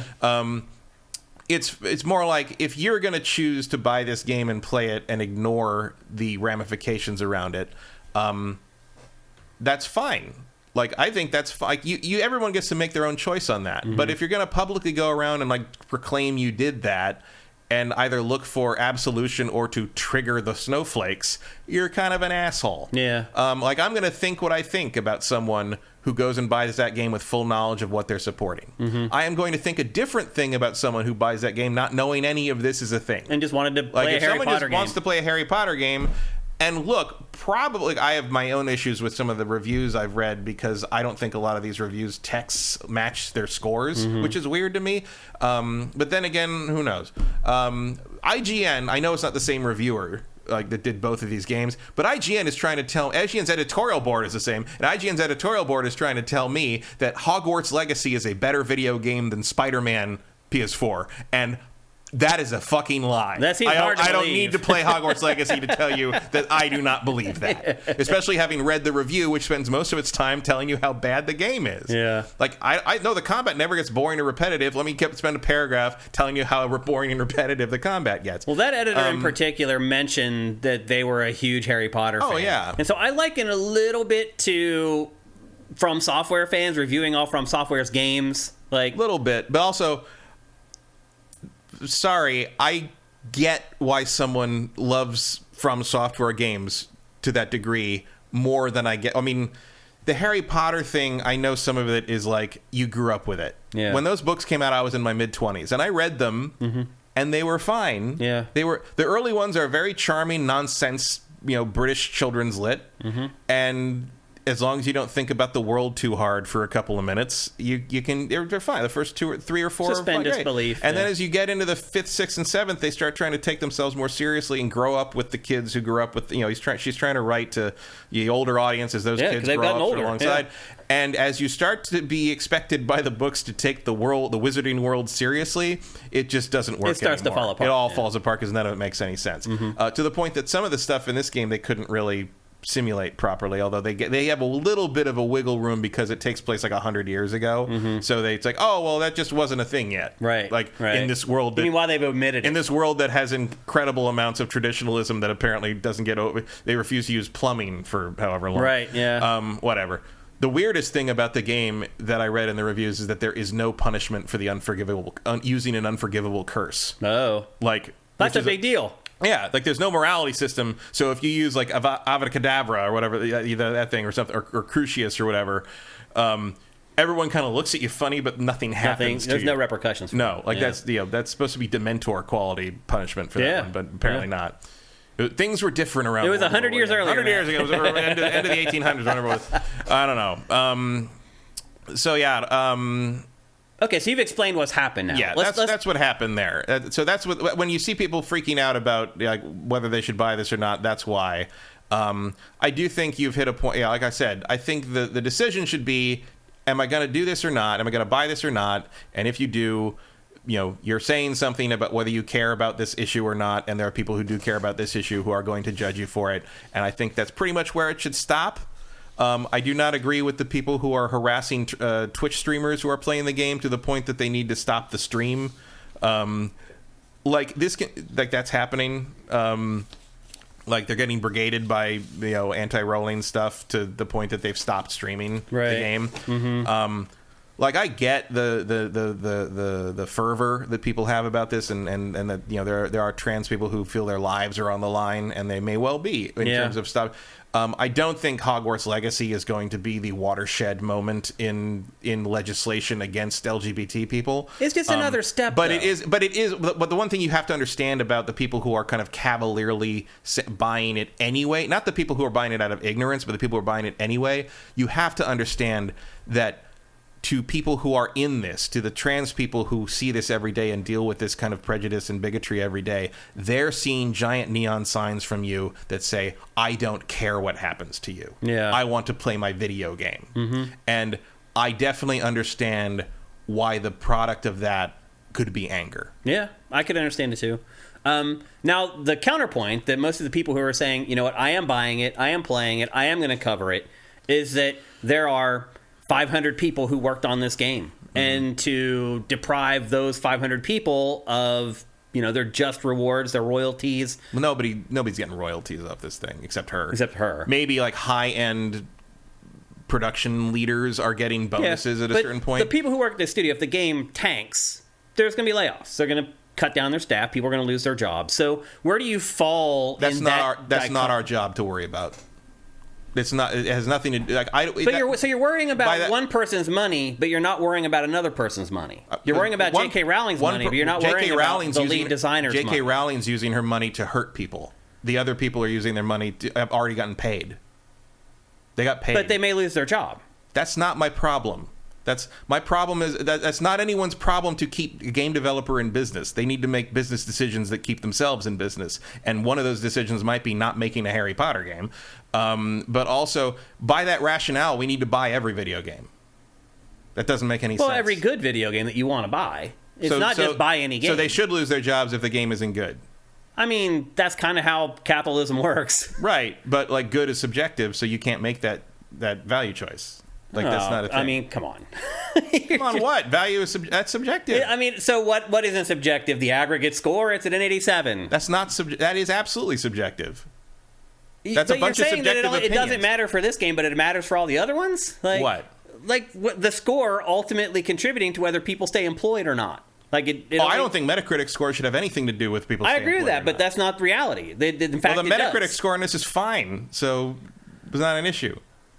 But you're still skirting around the question. Why are you so concerned about J.K. Rowling's money and you're not concerned about someone else's money? Because that's not the same thing. That money is not the same thing. But they could be unemployed and their lives could suck just like a trans person's life could suck if J.K. Rowling was making the money. Unemployment is not the same as being hunted down and killed by right-wingers. I agree with that. I don't think that that's going to happen. Give it time.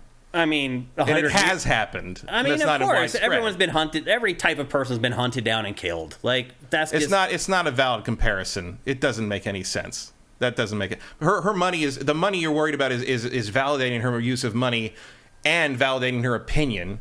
Like every sale in this game. Okay, let's imagine for a minute though that one of the employees working on the game, you don't know what they're doing with their money. But what if one of them is like pro-trans, and the money that they're going to make on the bonuses from the game, they actually put into a charity to counteract what J.K. Rowling is doing. Like, you don't know what they're going to do with their money. But I do know what she's going to do with it, and that's the point. Yeah. I don't have perfect information about every human on the planet, but I do know what J.K. Rowling is going to do with that money. I don't know. To me, I don't think it's as cut and dried as you say it is. Well, it is because we don't have biographies of everyone who worked on this game. Like, you can't know that. But you're saying that you don't care about the people that worked on the game, basically. It's not your problem. It's not your fault if they lose their jobs. Like, tough luck, basically. I mean, I say that about every game I don't buy. Yeah, but this is a good one. How do I know that? Okay. What if it doesn't matter? Generally, people believe this is a good video game. You may not, but generally it appears that most people believe it's a well-crafted video game. And you're saying you're okay with somebody doing a good job on something and not making money on their work, or not continuing to be employed based upon that quality work. But that doesn't mean it's okay, Matt. That's not an ethical decision I care about. No, there's a very good chance I wouldn't buy this game anyway because I don't care about Harry Potter. Like, if someone doesn't like Star Wars, are they ethically wrong for not buying Jedi Survivor because the people who made that game might go out of business? Wait, let's rewind here. So are you saying that if J.K. Rowling had not said this stuff, that you would still not be interested in this game? You wouldn't play or buy this game? Probably not. Aw, come on, Matt. I mean, I would for this show, but if we weren't doing this show, I probably wouldn't. You read all the books. I'm not even a Harry Potter fan. I am not a Harry Potter fan. I don't like Harry Potter. I never read the books. I've watched the movies. I still have not seen I have not seen the last movie. My point is, you're a bigger fan than I am. And I would buy this game. I'm not a fan. I'm just aware of it. I still haven't seen the last movie. Okay, you have more built-in interest in the IP than I do. Is that fair? 20 years ago, Still, you do, though. And I would buy this game. I don't think I would for $70. Like, I might get it later. Like, I don't think this is something I would care about like that. I'm really surprised that you would not play this game. I don't think it looks very good. Like, really? I'm sure I know the reviews are what they are, but every piece of footage about this, other than the actual graphical quality, I don't think the combat looks like ass to me. I don't know. I mean, it doesn't look Dragon Age 4 Elite bad, but like it doesn't look interesting to me. Like, I'm sorry. Like, I realize this is the game that a lot of Harry Potter fans have waited for forever, but it's too little too late to me. Like, if this had come out in like 2004, 2005, I probably would have. And there's been good games. Like, the GBA games of the first 3 movies are really good action RPGs. Yeah. But, like, it's not a thing I particularly care about. Like, and also the world, like, more and more as the time has gone on, the thing that really leave Rowling out of it, the thing that really soured me on Harry Potter, beyond the fact that I thought the end of the books and the movies were lackluster, was those Fantastic Beasts movies are garbage. They're bad. Yeah, I couldn't even get through any of them. I watched like 20 minutes and I have to turn it off. Maybe that's unfair to the rest of the franchise, but like those movies, like, I didn't see the last one. I saw the first 2. Like, those movies really put a sour note on it. It's Spider-Man 3 stuff. It's like how Spider-Man 3 makes the other 2 feel a little worse because Spider-Man 3 is coming. It's like that.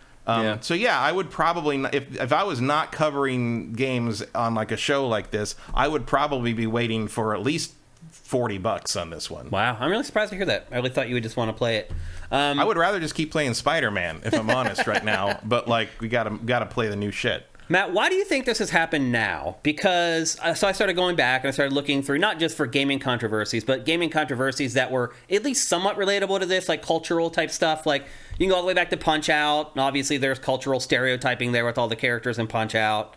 Way back with some of the original Pokemon games, there was the Pokemon Jinx that was accused of having blackface, and Nintendo went back and completely reworked that Pokemon so it didn't look that way. Resident Evil 5, as I mentioned a little bit earlier, has insensitive racist undertones in it.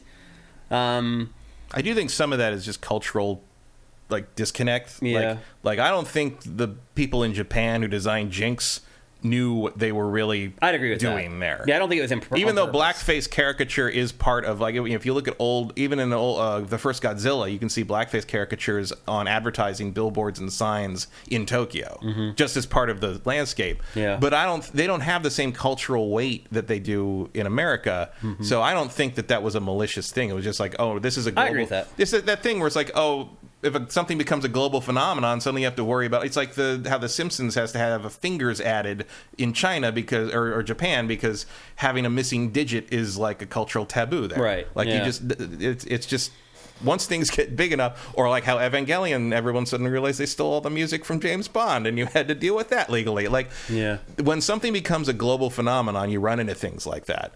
I think this is a little different because everyone involved, the Harry Potter, J.K. Rowling knows what she's saying and doing.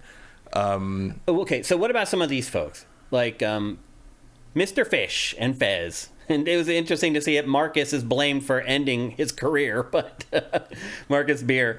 But, there's someone who is a pretty horrible person. It didn't seem like people were run over the coals for supporting his games and buying Fez. Well, he was horrible in what way? I honestly don't remember the Phil Fish thing. He had just treated his employees like crap. Right. And yeah. I mean, if you don't want to buy Fez, well, it's not like you have a choice on buying Fez 2 now. But thanks, Marcus. But no, I think that was Marcus may have catalyzed that, but that happened because Phil Fish is he's a piece of crap. Yeah, Marcus called him out though. And Marcus nailed him, and he. It's pretty funny how he is now attributed with ending his career and the cancelization of Fez 2. That is all attributed to Marcus Beer now. It's pretty crazy. Yeah, I mean, as much as I liked Fez at the time, I do think very little of value was lost there. Yeah. But and then there's Notch. Now, granted, he made most of the money off of Minecraft before he was outed to be a piece of crap. But game's still on sale. It's his creation. But he doesn't benefit from it anymore. Not anymore, but he did. He did, but there's nothing we could do about it because we didn't know then. Also, I think maybe he wasn't that bad then. Like, it feels like that was a spiral he ended after up he on. got so rich. After he got rich and everybody... And he realized people still didn't like him? Even after he was rich? Yeah, it's a hard pill to part swallow. of that was because his friends that he built Minecraft with, he didn't really give them their cut of the billions he made. I mean... That was the first... Money changes everything, right? It changes people, for sure. So yeah, the Notch thing is an interesting situation, except, I mean, that's where the running gag about, like, Minecraft came from space thing goes. I don't know if you've seen that. I haven't, no. It's Minecraft. It's either Minecraft came from space. When someone asks who made Minecraft, you say that Minecraft either came from space or was made by Hatsune Miku, who was the virtual idol singer that pops up in those Sega games, because basically the idea is erase Notch from Minecraft's history, so you don't have to deal with the fact that it was made by... So Minecraft was given to us from space. Interesting. I don't know. Which is ironically does cause erasure of the, I think he had like a team of like 5 other people that helped him, build it originally. So those people should get more credit probably. I agree. What about David Cage? He's been accused of sexual and racist jokes at Quantic Dream. He obviously has continued on. He's now working on the Star Wars license. I mean, I'm not thrilled about any of that. But why do you think that he hasn't faced any backlash? But this has all happened. Not really, though. I mean, he's still running his studio, and he got the Star Wars license. I mean, J.K. Rowling's still one of the richest people in the world. Like, the backlash... Yeah, because she controls everything. Yeah, but he controls his studio. He didn't control the Star Wars license, though, and Disney was still like, we're okay giving him this. Even, I mean, that is a very good question. I mean, I would love to know the answer to that. It's a little interesting. Not even just like, oh, he's sexist, but like clearly he was having difficulty with his company. And it still is, because that game is nowhere to be seen. Like, he couldn't even staff up fully. Part of the thing with David Cage, I think, is that his games just don't come out often enough for that controversy to really bubble up very often. Well, remember this controversy about the domestic violence in Detroit. Yeah. He skated by with all this stuff, too. Yeah. I mean, part of that, I think, is also that he's French, and the news stories on that tend to be reported on over there and not so much over here. And he's not a national figure. He's not an international figure in the way that someone like J.K. Rowling is, or... but if you... So imagine you're... I mean, how many people... You're the developer. I'd be curious how many people Hogwarts in France know about the Phil Fish thing. No, I hear you. But imagine you're a developer on Hogwarts Legacy, and you're like, wait a minute, I'm going to lose my job. I'm probably going to get laid off after this game comes out because people are hating on J.K. Rowling. Here's this other guy, I don't think they are, because I think this game is going to sell millions. It might. So it's been the top pre-order on Steam and PSN and Xbox for weeks. Now, that may be because there's nothing else to pre-order. Yeah. It's the only thing on the right now on the schedule, AAA-wise. It's got its own little window. But no, I think this game is going to sell like crazy. But let's imagine that it doesn't, and you're one of the developers, and you're like, man, there's a chance I could lose my job after this game comes out because people are mad at this person who owns the IP. And then you're looking at, like, David Cage, and you're like, he skirted by. He's still employed. He didn't have to worry about losing his job, and his game didn't even sell very well either. Like, Detroit, not a big hit. But I would argue that David Cage, while he's been a shitty boss, has also not been donating literally millions of dollars to an anti-trans hate organization. I mean, we don't know, but you're probably, probably not. Right. Yeah. Maybe he would if he had that kind of money. I don't think David Cage has that kind of money. Yeah. David Cage does not have J.K. Rowling money. Yeah, that's for sure. And David Cage has also not come out and said, if you buy this Star Wars game, you think you're supporting me in my endeavor to make my female employees uncomfortable. Yeah, I mean, there's not going to be a perfect analog. I'm just throwing out some other people from... What I mean is... the J.K. Rowling situation is unique. Yeah. Like, there's no other... There's no real that's why we're talking about it, Yeah, there's no real equivalent to this.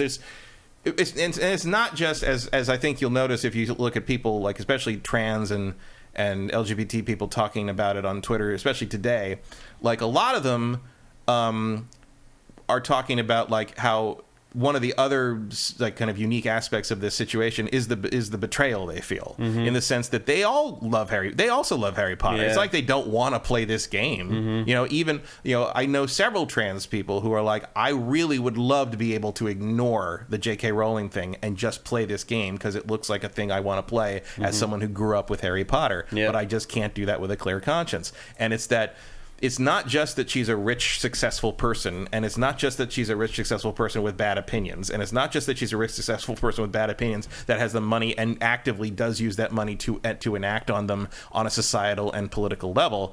It's that she wrote this thing that everybody took as such a positive thing. It got kids to read. It got kids into reading other books. It created a whole cottage industry of young adult things. And there's a whole section of kids literature that is basically just Harry Potter derived. The message of the book is basically be kind as best you can. If you want to take it as kind of the most, the thing you would impart to a child you were reading the Harry Potter books is like, don't be a jerk. To be kind and treat people with an open mind and an open heart, which is kind of ironic considering what she is irony now. There. Yeah. I mean, that message is still in it. That message is still there. And so a lot of these trans people that love Harry Potter and grew up loving Harry Potter, there's a profound betrayal there that she turned out to be this. So I never had any kind of hero worship happening. And also you had, she was a women's icon. She was very successful. She's a kind of a rags to riches story because she had she didn't really come out of, some kind of nepotistic situation. She was writing this on a napkin on a train at one point, like there's like all the pieces are there for like the perfect kind of, meteoric rise story. And then it's like, that's why a lot of the commentary you'll see is like, I don't even care that you think this, but I wish you'd just have been, just talked about it with your friends and not on Twitter. Yeah. A lot of it just really ignorance is bliss. You're right, though. That's what I was going to get at. It's like a lot of people just don't know. Yeah. Like, for example, Dennis Dyack, Silicon Knights. Not a great guy to work for. Toxic in the workplace. Brad Wardell, the CEO of Stardock. He was sexually harassing an employee. He ended up settling the court case out of court. people don't even realize if they're playing a Stardock game that the CEO is a piece of crap. Like, how many people even play a Stardock game? Right. Well, anymore. And that's actually coming up because they've got a new Sins of a Solar Empire thing coming up, and I really love Sins of a Solar Empire, which did come out before all that stuff happened. It starts to get really messy. It's hard to keep track of hard. Like everyone. Like, am I gonna probably buy Sins of a Solar Empire, the new thing? Probably not. Like, I have some history with that situation that I did that goes into other things. Would I have a problem buying the Star Wars game from Quantic Dream if that ever comes out? If we're doing.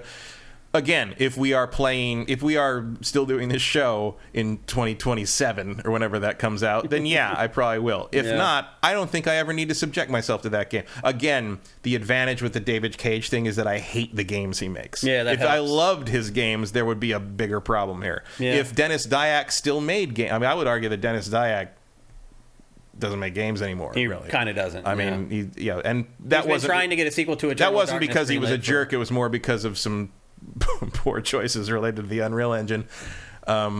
He has a history. There's a long story. There's hours long YouTube videos about the Silicon Knights thing. Go ahead and watch them. They're amazing. The co-creator of Counter-Strike, Jess Cliffy, he was arrested in February 2018 on charges of sex with a minor. Mm-hmm. He engaged the services of a 16-year-old prostitute. It's like you can just keep finding this stuff. Yeah. And it feels like everyone's kind of skated by until now we get to this moment. And a lot of it, I think, is cultural change for the better. Well, to be fair, also you're listing a lot of game developers there. And no one really cared. I mean, look, one of the lead designers on the Hogwarts game was also an alt-right, I remember that. And then he left the project. But no, I haven't heard him brought up. I don't remember his name, but I haven't heard him brought up in the context of this at all. The whole context is at the top of the food pyramid on this thing is someone who's going to use that money for a nefarious purpose to hurt someone. We know that. Yeah, that's the thing is we know that. She's told us. Yeah. And that's the difference here. We know that. We can't know all that. We can't know what is David Cage using money he makes from the Star Wars deal to hurt people?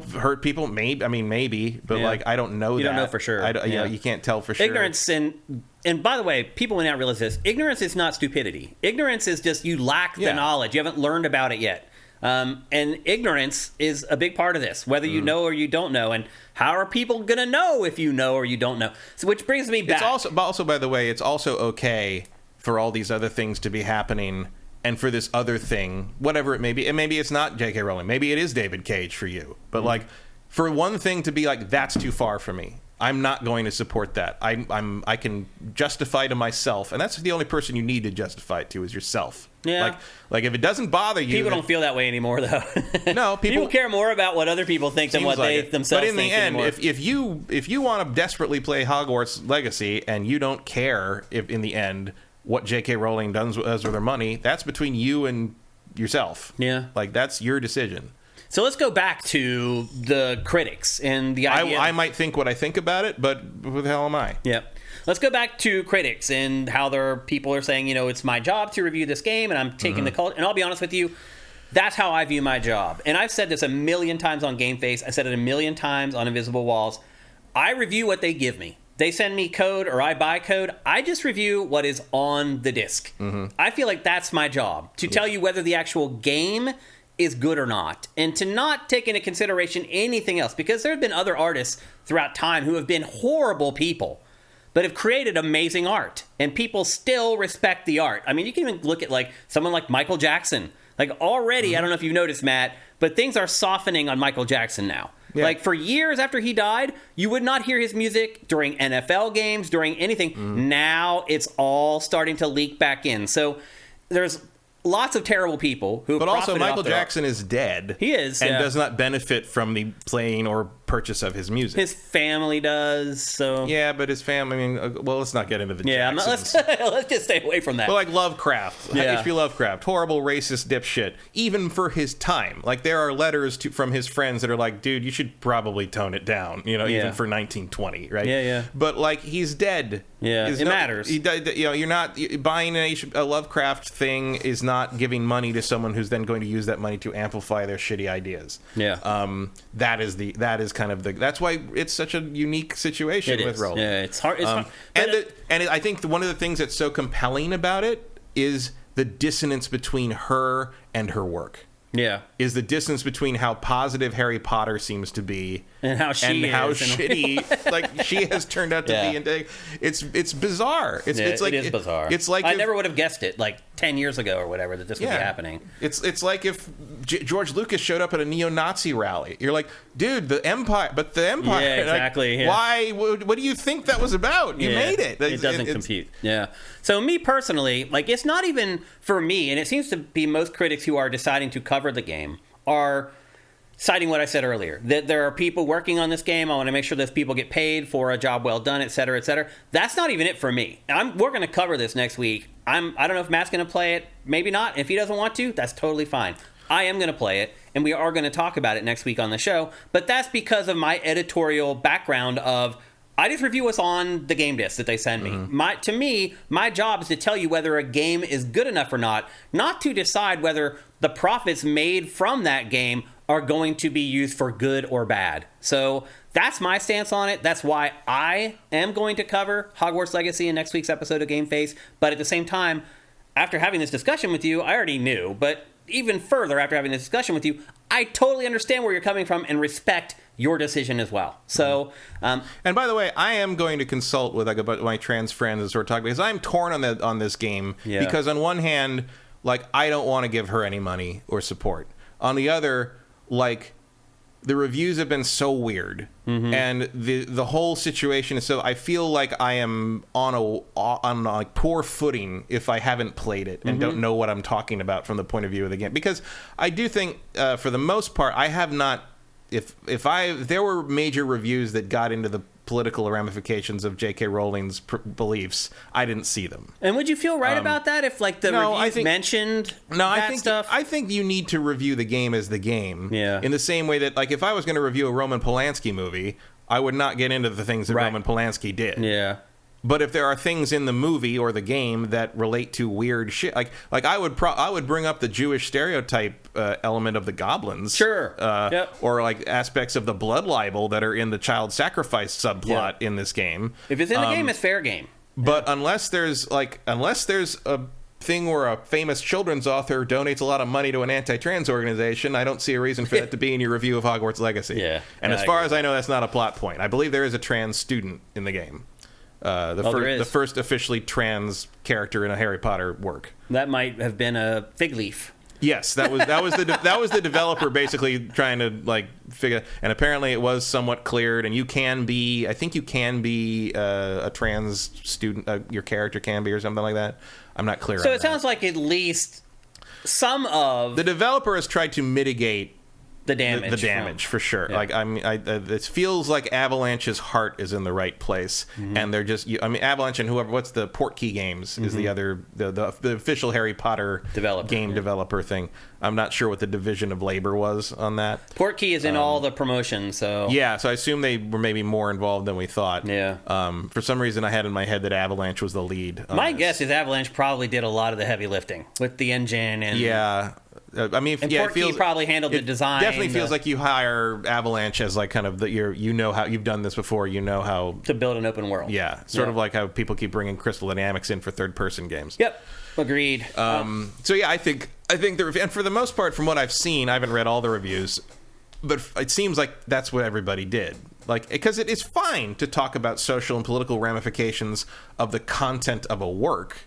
Like, I'm certainly, one of my big templates for reviewing and criticism is Roger Ebert, and he never shied away from that. But he never really brought the creators into it outside of what the work says, and I think that's kind of the angle you need to take if you want to be a serious critic of the medium. Like, and I believe that goes beyond Consumer Reports to me. Like, you need to inject your opinion. This gets into the whole thing about objective, subjective. Reviews are subjective. I'm sorry. If it's objective, that's a bullet point list. Well, there's certain things that are either in a game or are not in a game. Oh, sure. I mean, But then your opinion on whether they're actually good or bad either the shot is in focus or the shot is not in focus, but you also need to talk about the themes and how they relate to this and that. You can't talk about it, and especially nowadays. I mean, I guess it was more in the 16-8-bit era, maybe it was easier to talk about a game like you'd review a car. Yeah, but it's harder now. I think it's harder now because they have become more and more art objects. I mean, we're not talking about it today, I don't think, but I did play some of Season.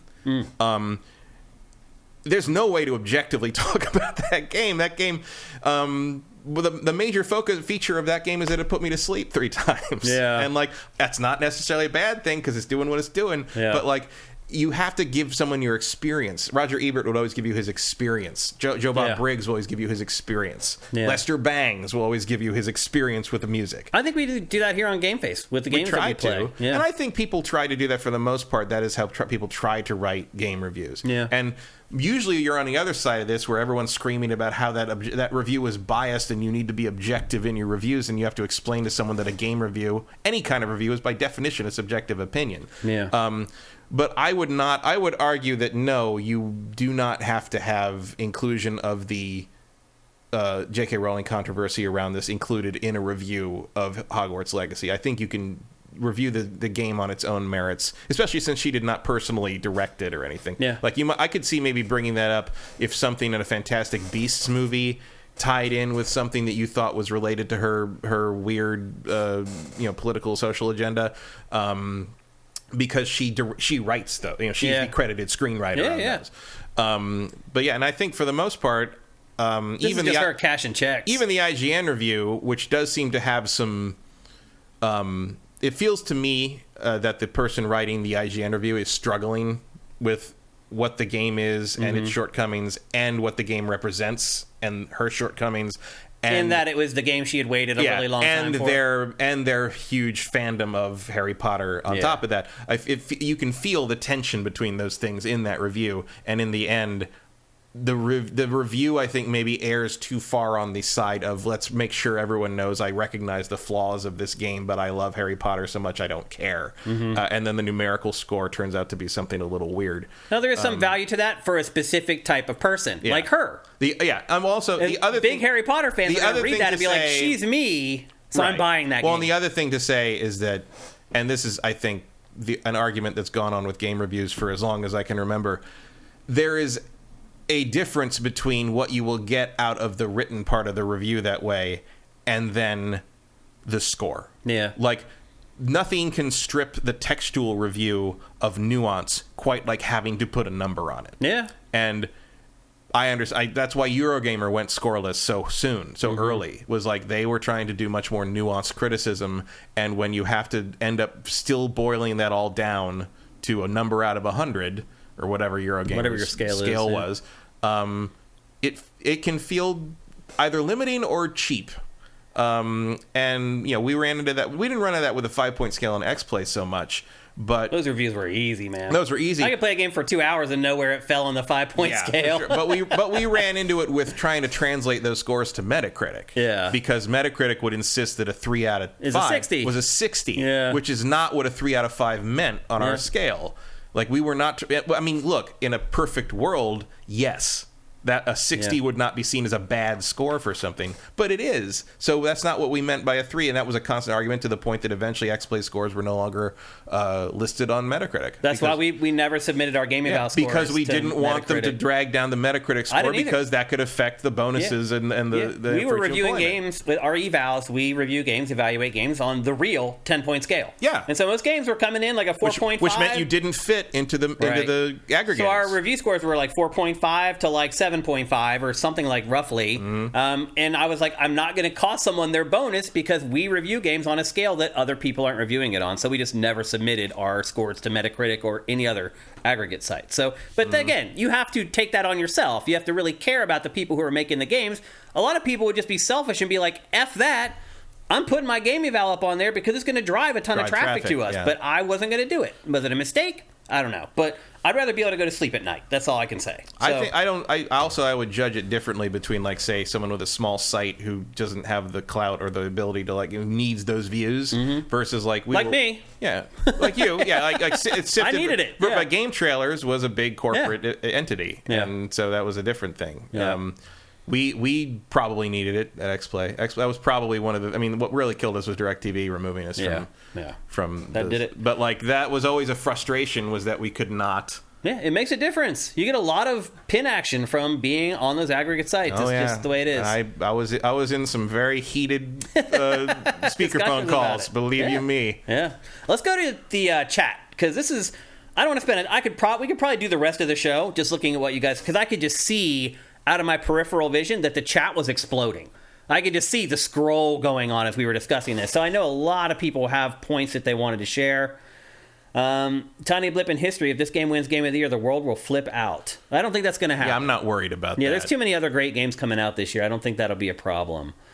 I think Spider-Man 2 is going to be able to crack that elusive 90 Metacritic this time. I don't want to harp on the Spider-Man is worse than Hogwarts Legacy thing, but come on. Like, and that's not even a Hogwarts Legacy criticism so much as, like, every once in a while I'm forcibly reminded that Spider-Man was really underrated in the reviews. Yeah. Like, the fact that has an 87 Metacritic is baffling to me. Yeah. Is there any reviewer getting flack for just reviewing the game? I don't think so. I haven't seen anything. Yeah. I mean, I'm sure there are if you go through Twitter and find people complaining that... I mean, the most I've seen is people complaining that anyone is reviewing the game. Yeah. And there are... So one thing I did notice, and this may just be the algorithm knowing who I am. I don't know. Mm-hmm. But I have not seen Hogwarts Legacy pop up on anything on Steam. Like, I have to go look for it on Steam. And I'm kind of like, is Valve not promoting the game? Is it not putting it up? Because it's not up on the big billboard things, you know? I didn't see it. Whereas on Epic Game Store, it's the size of my screen. So I thought that was interesting. That might just be... But Hogwarts Legacy is absolutely the kind of game that Steam's algorithm would think I'd play because it's an open-world action RPG. I don't know. It's interesting.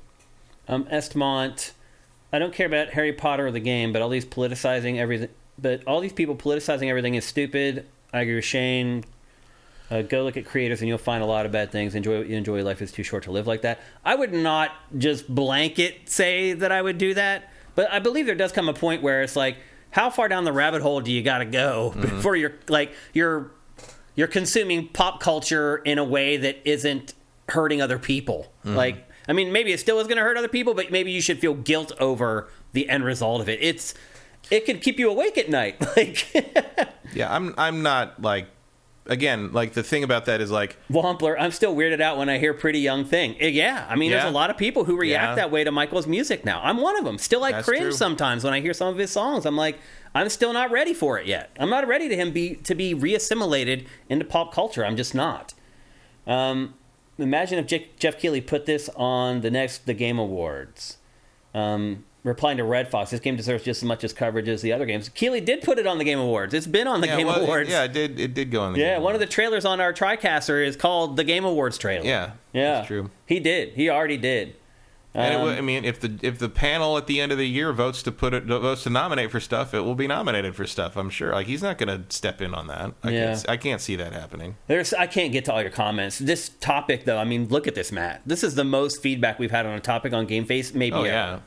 Because it's just, you're right. I mean, at the end of it all, this has never happened before. This is an unprecedented thing that's happening right now. And it's hard to blame anyone for how they're going to react to it. Yeah, Rolling is a singular event. It's not just powerful person, rich person, anti-trans person, right-wing person, left-wing person, popular. Like, it's a very specific series of events that can only happen with this one particular person because of what she did, what she wrote, what she meant to so many people, what she meant to this entire generation, how that generation kind of grew up to largely support this one thing that she now opposes. Yeah. And it's Here's what I find funny about this. So there's these people in the chat saying, next topic, move on. No, the chat is proving you wrong that it wasn't time to move on. Look at it. Look at how much people had to say about this. No, it wasn't time to move. I feel like people who say that are uncomfortable with their beliefs sometimes. Not always, but sometimes. obviously... People who say that don't agree with us and don't want to hear it. Obviously, it wasn't time to move on, No. because look at what everybody had to say about this topic. I mean, it goes on and on and on and on and on and on and on. So obviously you were wrong. It wasn't time to move on. People had things that they wanted to say about this. And I do get it on some level. You come to watch GameFace, you're like, I just want to hear whether a game's good or not. But if you watch GameFace, you know you're never just going to get that from this show. Mm-hmm. That's not how we roll. We care about this stuff. And obviously, based upon our chat, a lot of other people care too. So, and that, by the way, like... That's what the best critics are. I'm not saying we're the best critics, but I'm saying like the critics I aspire to emulate are people who contextualize work in the larger context of humanity, the human experience, the societal experience, and yes, politically. Yeah. Like that has always been a thing. And all my favorite critics do that, going all the way back to the 50s and going back to even Pauline Kael did that. And Mellow Pintor. Those are the guys who know their opinions are shit, but would rather not get into it. Pretty much. JM Ray 99 says, this matters to me deeply. I am going to encourage people to not buy the game new. Totally understand, totally respect that opinion. And I think at the end of the day, that's really what we need to do, is we need to respect that this is a very unique situation and that everyone's going to react to it in their own way. And I do think there are some extremes that most people can say, that's the wrong way to look at it. But let's take a step back before we go after people over the next week here, because this isn't going to end. The game still isn't even out yet. Most of the reviews aren't even out yet. This is going to be gaming discourse until the next big game comes out, whatever that happens to be. Yeah. And I don't know what the next big thing is. Yep. So anyway. What is the next big thing after this? I mean, March. This is the big game. This is the big February game, but what's the next big thing? Probably RE4 remake. I feel like there's got to be something earlier in the... It's in March. It's late March, but it's got to be... actually, Atomic Heart is soon. But that could be a 4. That could be a 9. We don't know. What I was thinking of was Jedi Survivor, but they got delayed. Yep. So that is also late March. Yeah. Or no, it's April now, isn't it? Like a Dragon Ishin. It's probably one of the Well, I don't think that's going to change the direction of the discourse. I am looking forward to it, yes. Yep. But anyway, I will just say this. Like, looking at our chat, you guys were also very respectful of each other. And that's great. And that is the type of audience that I have tried to propagate on Sifted. That was the objective from the beginning, is to create an audience of people like you. There's another game I'm not going to play. Because I've already played the demo. Nothing to do with it culturally. I just that was enough for me. Was the demo? I clearly do not need to. Oh, PSVR 2, right? Yeah, that's true. So I just want to say thank you all for being amazing people, which I knew already because I interact with you guys all the time on Sifted, and I know you're all good people. So it's good to see it coming through in our chat, especially with sensitive topics like this. That you guys all respect each other and you treat each other as equals with varying opinions. So that's great to see. So we'll be back to talk about Hogwarts Legacy. Meanwhile, in the YouTube comments. Yeah, exactly. Whole different story. It really is. It's so funny, too. So last week, I opened the show talking about how I lost one of my best friends.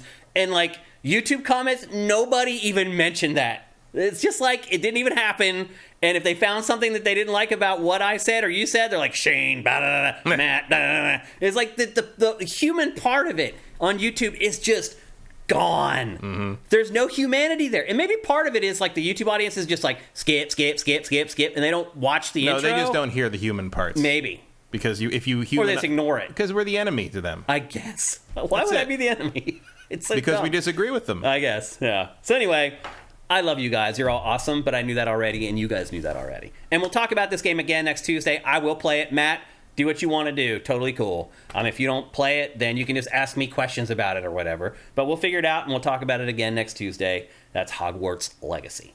Next up, another big game that was blown out this week. Tekken 8.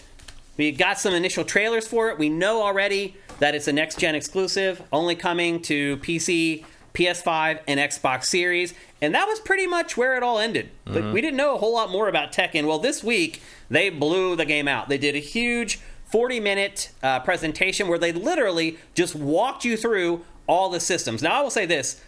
It was dry AF. So if you guys saw that and you were like, I'm not watching that, I get it. And that's why we're here. Because it was a 40-minute piece that we're going to wrap up in like 8 minutes. Because that's how we roll here on GameFace. They went through all the systems in the game for Tekken 8. They revealed some of the worst new looks for fighting game characters I have ever seen. Like, Paul Phoenix is a fictional man, but he should still sue them. I know. What is she wearing? Why is she wearing a jacket over that? I don't know. What? This was the other thing. They announced Nina is returning. Yeah, well, Duh. I mean, most of the characters I've seen for this so far have been duh. Yeah, Paul Phoenix has always looked like an idiot. Yeah. But, like, he's like a knockoff Guile, basically. Yeah, but now he's not even, like, he looks like some schlub you'd, like, avoid at a gas station. Like, I don't... Or as said, what was it, John Green? John Green looks like the guy you would glance at in a Walmart. Yeah, and, like, that's Paul Phoenix in this game. Yeah. Like, you look at him, you're like, he's probably going to start some shit. Let's get out of here. Like, I feel like this game should look better, Matt. I mean, I think it looks... I mean, I think technologically it's really looking good. Do you think so? Oh, yeah, it's just particles and lights and I think aesthetically it's not great, but that's tech. I mean, look, to me, that's Tekken. Tekken has always been ugly. This game should look ace. It's next gen only. You're drawing, and this isn't one of those games where like the environments like are destroyed and you fall down to other. What you see is what's there. Like you're not rendering a ton of polys to create the stage. Like the characters and everything else should look mind blowing. They look good. I'm just a little disappointed. I think they do look really good, and I think there's tons of special effects and particle stuff and everything. I mean, they are. This is next gen only for sure. That look what Paul looks. Paul looks like John Connor from Terminator 2 grew up and got fat. Like, I don't... What is happening here? Like, how did he go from the Ken ripoff to this? He kind of looks a little bit like Bill from The Last of Us. He does look a little bit like Bill. From the video game version of Bill. Yeah. Not the TV show version. It's like, this is a long way to go to get a car battery, dude. You're not getting through law. I'm sure. Well, what really matters is how it plays. Let's be honest. If you're a fighting game fan, like what matters is the play. The systems. I think it looks. It doesn't look bad. I just don't agree with the art style. But like that is not a new thing for Tekken for me. I think Tekken has always been ugly. Yeah. I think it's trademark. This is the first raw gameplay they've shown for this, by the way. Yeah, they showed what I think was probably gameplay, but it was all cinematic. Yeah, it's all cut with weird camera angles. This is the first time they show the actual game being played. Now, if you go and actually watch the developer doc, it's 40 minutes, and they show a ton of gameplay, but it's all like picture-in-picture stuff. This is the only direct feed full-screen gameplay that they had included, and I went in and edited it all. It took forever to chop these little bits out to give you guys a good B-roll, so hopefully you're enjoying watching it. I mean, it certainly looks like Tekken. Like gameplay-wise. Yeah, juggles and all that kind of stuff. Yeah. The main tenets that they struck out to try to accomplish with this is letting players be more aggressive without being punished for it. They also wanted to be able to onboard... God, I hate that character design. I really do. Like, I can't get over how much I hate Paul's design. They also wanted it to be easy to onboard new players, so there's some things in the game that make it easier for people to understand. Like, it has the control scheme map where you can just assign combos to a button. Mm-hmm. So you hit a button, and then your character does like 5 different attacks all strung together. Right. And the difference here is that you'll be allowed to use that to play online. Mm-hmm. Whereas with Street Fighter, they have that functionality, but you can't use it online. Here, they're going to let you use the one-button combos online. I have a feeling that might be something that's changed over time. I don't think it will. No? You think they'll leave it that way? Yeah. They won't allow it in tournaments, though, right? No one in a tournament would use it. You'd never have a chance anyway. Well, yeah. If you're using one-button combos, you have no chance. Because there's the thing, especially with a game like with Tekken, it's not about being able to do the combo nearly as much as being able to get the combo in unblocked. Like, you've still got to connect. Yeah. And if you're just doing an auto combo without waiting until you've actually hit them or hit confirming, you're just opening yourself to punishment. Yeah. Like, it's not going to change. It's not going to change the playing field when you're up against someone that knows what they're doing. Yep. That's. I'm sure that's fine. I can't imagine a lot of Tekken, like hardcore Tekken players, are going to be like shaking in fear over that one. Andy T. Monotan says he just ran out of gel. That's good. So there are several... in the grim future of Tekken 8, there is no more hair gel. Nina took it Dystopia. all. That's where they're fighting. She used it all for her helmet head. That's why she has the jacket. That's where all the hair gel is. And he's trying to get it. So there are several systems. Probably makes more sense than the story that's actually in this game. It definitely does. You know it does. This is Tekken, by the way. So there are several systems they put into the game. I'm going to give you a quick synopsis. Again, you can go watch the developer doc. It's on Sifted if you want all the gritty details. But here's like the Crib Notes version. The Rage system, which was started in Tekken 6, I mean, returns. look at all the shit happening there. It's the particles everywhere. I mean, the rain looks better than it does in Resident Evil 4. I'll tell you that much. Yeah, that's for sure. The Rage system gives players boosted attacks when their health hits a certain threshold. So basically, it gives you a chance to come back. If you're getting your butt whooped, you basically dole out more damage until they can finish you off. Do you like that mechanic in general? Yeah, it's fine. Yeah. Like, I comeback mechanics are just part of fighting games, especially now. Like, I prefer something on the level of, like I like the X Factor in Marvel vs. Capcom 3, because it did basically the same thing, but it was limited. Yeah. Like, it didn't last the whole time. You had a brief window where you could, do a nice little comeback and do a lot of extra damage and move a little faster and stuff. The Rage system in this, you actually control how much you use. So I think there's 3 different levels. And the first one just gives you a slight damage advantage. The second one gives you the damage advantage plus like priority in combo or whatever. So there's 3 different levels you can use for the Rage system. They're also now easier to execute with the controller versus how they were in Tekken 6. And then Rage drives, which were used during Rage to extend combos, have been removed. And those were moves that you could do. If you were good enough, you could extend the time for Rage if you pulled off these certain moves. But those have been removed now for balance purposes. It also uses the health recovery system from Tekken Tag Tournament, so another way to kind of regain health. But since there's no tag mechanics, in order to recover the small chunks of health, you have to do that by attacking the opponent after blocking their big attacks or after taking aerial damage. Yeah, it's kind of the Bloodborne system. A little bit, yeah.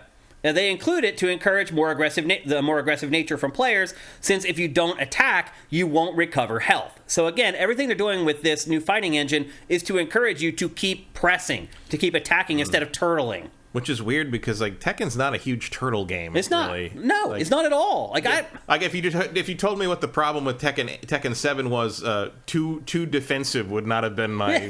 Well, it's like you like to say all the time. It's a solution in search of a problem. Yeah. Well, sometimes it just feels like with the fighting games, Street Fighter 6 has some elements of this too, where it's like you just needed something new. Yeah. Like you needed a new system. Something to say when people search what's new in Tekken 8. Actually, something comes up. Yeah. You could definitely argue that. I mean, I guess changing up the Rage drive thing is one. But Tekken 7 kind of nailed it. I don't know if you really. Which is why it was popular for the first time in a long time. For Tekken 7 is one of the first times that I've ever had interest in watching high level Tekken play. Back when I first started covering the tournament stuff, back in 2008, when that got big again for G4, I remember when in the grand finals night when Tekken came on, because I was friends with a lot of the Street Fighter players and all those guys, the Marvel players. When Tekken came on, we just all went to dinner. Yeah, and then we came back 2 hours later and did that. And now people would stick for Tekken 7. For that was Tekken 6 or whatever. Maybe it was 5 at that point. But Tekken 7, people stick around and watch that because it's really interesting. Yep, and now there is one brand new system, completely brand new to Tekken 8. It's called the Heat system, and this one really encourages confrontation. It's basically a period of time where it's overwhelmingly beneficial to be an attacker. You basically press a shoulder button to activate it, and your character turns into blue flames that last for 10 seconds. You have 5 different heat engager attacks per character. They're different for each character in the game, so 5 different attacks that you can utilize during that 10-second window. And you can extend the duration of the heat by piling on the damage. So they removed it from one of the systems, and they actually brought it back for the brand new Heat system. You can also utilize heat burst attacks that slam the other character on the ground, and then that also initiates Tekken's always popular juggles. Love them or hate them, they are going to return for Tekken 8, as you've already seen in this B-roll. That feature actually comes kind of from Tekken 6, but the entire Heat system is gated by a currency called Heat Energy that you can expend at various levels, as I mentioned earlier. Blocking heat attacks enables chip damage. However, you cannot die from chip damage, which is an interesting kind of dichotomy. That was also true in Street Fighter. Yeah. 5. Yeah, so you can't get cheesed to death, basically, which is good. I'm okay with that. And then, as we mentioned... I'm surprised it took so long for that to be a standard thing. It is, yeah. As we mentioned, there are multiple control schemes. There's the typical Tekken control scheme, and then there's the one that I mentioned earlier. and that's called Special Style, and that combines the easy combo and assist features from Tekken 7, where single buttons can be assigned to combos. And then that's it. The only other small tidbit that they shared is that the team behind Fighting EX Layer are handling the netcode for the game. And apparently the netcode for Fighting EX Layer was like God tier. Yeah, that is some pristine rollback there. Yep. And so which was a problem with 7, that they never got rollback on that. Or if they did, it was very late. Yep. And so they have the right guys on the job for the online play. So overall, I think Tekken 8's looking pretty good. Yeah. But we still don't know when. Yeah, they still have no release date. Just this year is all they're saying right now, which means it could get released next year. Who knows? I didn't see a lot of people drafting it on their fantasy team. My guess is they're targeting October, November. Yeah, probably Q4. But right now, we don't have a hard date. I think what we're seeing so far of Tekken 8 is pretty good, and building on maybe the best Tekken ever, which was Tekken 7, which, as Matt mentioned, brought it back into prominence in the esports scene and made it a legitimate game for competitive play. So I think Tekken 8's looking pretty good in pretty much every way. I think the modes are looking good. I think the look of the game is okay. Technically, it's one of the better-looking fighters ever released. I think technologically, I think they're really doing the job. I think it's kind of everybody's kind of ugly. I mean, that's Tekken. You're also not a big Tekken fan. No, either. I never liked Tekken. Like, do you think you'll play it when it comes out, Tekken 8? Not for $70. Yeah, because it will be. Yeah, it'll be $70. Yep. Like I don't. That extra $10 makes a difference. I mean, I don't hate Tekken, but it just doesn't really do a lot. I find myself when I buy games, I research now whether the PS4 version is the same as the PS5 version. Because a lot of times they are. Because you got to realize PS4 games still need to run on the PS4 Pro. So they're going to be 4K even just for the PS4 version. Now, some developers actually go the extra mile and make the PS5 version look a little better than the PS4 version. A lot do not. So this one does not have that problem. Yeah, so. I actually research that stuff before I buy PlayStation games now. So something to keep in mind going forward. But anyway, there you go. That's Tekken 8. No release date. Coming to PC, PS5, and Xbox Series X. Next up, we're going to talk about Xbox. I know we did a big preview of Xbox a couple weeks ago, or maybe 3 weeks ago now, to kind of go through all the stuff that was coming out in 2023, and we did that with all the platforms. However, we got some news over the last week and a half that some of the games that we would assume are going to be killer apps for Xbox are actually properties that may be in a little bit of peril. So the first warning sign was that it was reported that 343, the studio that was formed just to create Halo games after Xbox lost Bungie, was not going to be developing Halo going forward. And that was like a big story, and people were freaking out. They're like, who's going to make the Halo games now? And blah, blah, blah. And then 343 came out and tried to say, hold on, slow your roll. We're still working on Halo. However, Matt, like, some of the stuff that they said didn't add up. So they basically what they said was, we are still working on the stories and the multiplayer from the Halo franchise, which when I read that led me to believe that, okay, you guys are going to handle the lore. You're in control of the Halo Bible and deciding what's canon, what's not canon, what stories are going to be told and what kind of games and etc. And you're responsible for multiplayer of Halo going forward, making sure that people care about it after a week after it's been released, which has not been the case with Halo Infinite, let's just be honest. And then what about the campaign? Who's doing that? I'm going to guess nobody is doing that. Do you really think that's what's happening? The original rumor was that all the single player, all the campaign stuff was canceled. And then Bungie, or 343 did kind of be like, no. I'm like, but okay, well, we'll believe it when I see it. Yeah, that statement to me was not definitive. It was not very convincing. Yeah. I mean, all I'll say is that this is a killer app. This is supposed to be one of Xbox's biggest properties. It's not, though. Like Halo. Has Halo turned into Metroid? A little bit. Kind of feels like it. Here's the thing about Halo is like, not everything needs to last forever. Yeah. Halo might be done. I mean, E3, we're kind of coming to that realization with E3. Yeah. Halo might. Also, like during all this conversation about Halo, and somebody brought up like the season 2 of the TV show, and I forgot that TV show happened. Right, yeah. Until someone mentioned that the season 2 was actually happening. I'm like, oh, right, that was a thing. I completely forgot that show happened. Isn't it shocking that they basically gave the new Halo away, and it wasn't even discussed like 2 weeks later? When conceivably all these people got to play it that either wouldn't want to play it or didn't think it was worth the money. Well, because Halo's done.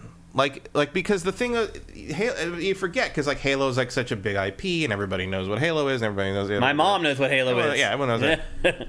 But you know what? In Halo Infinity had to do the same thing that fucking Back 4 Blood had to do.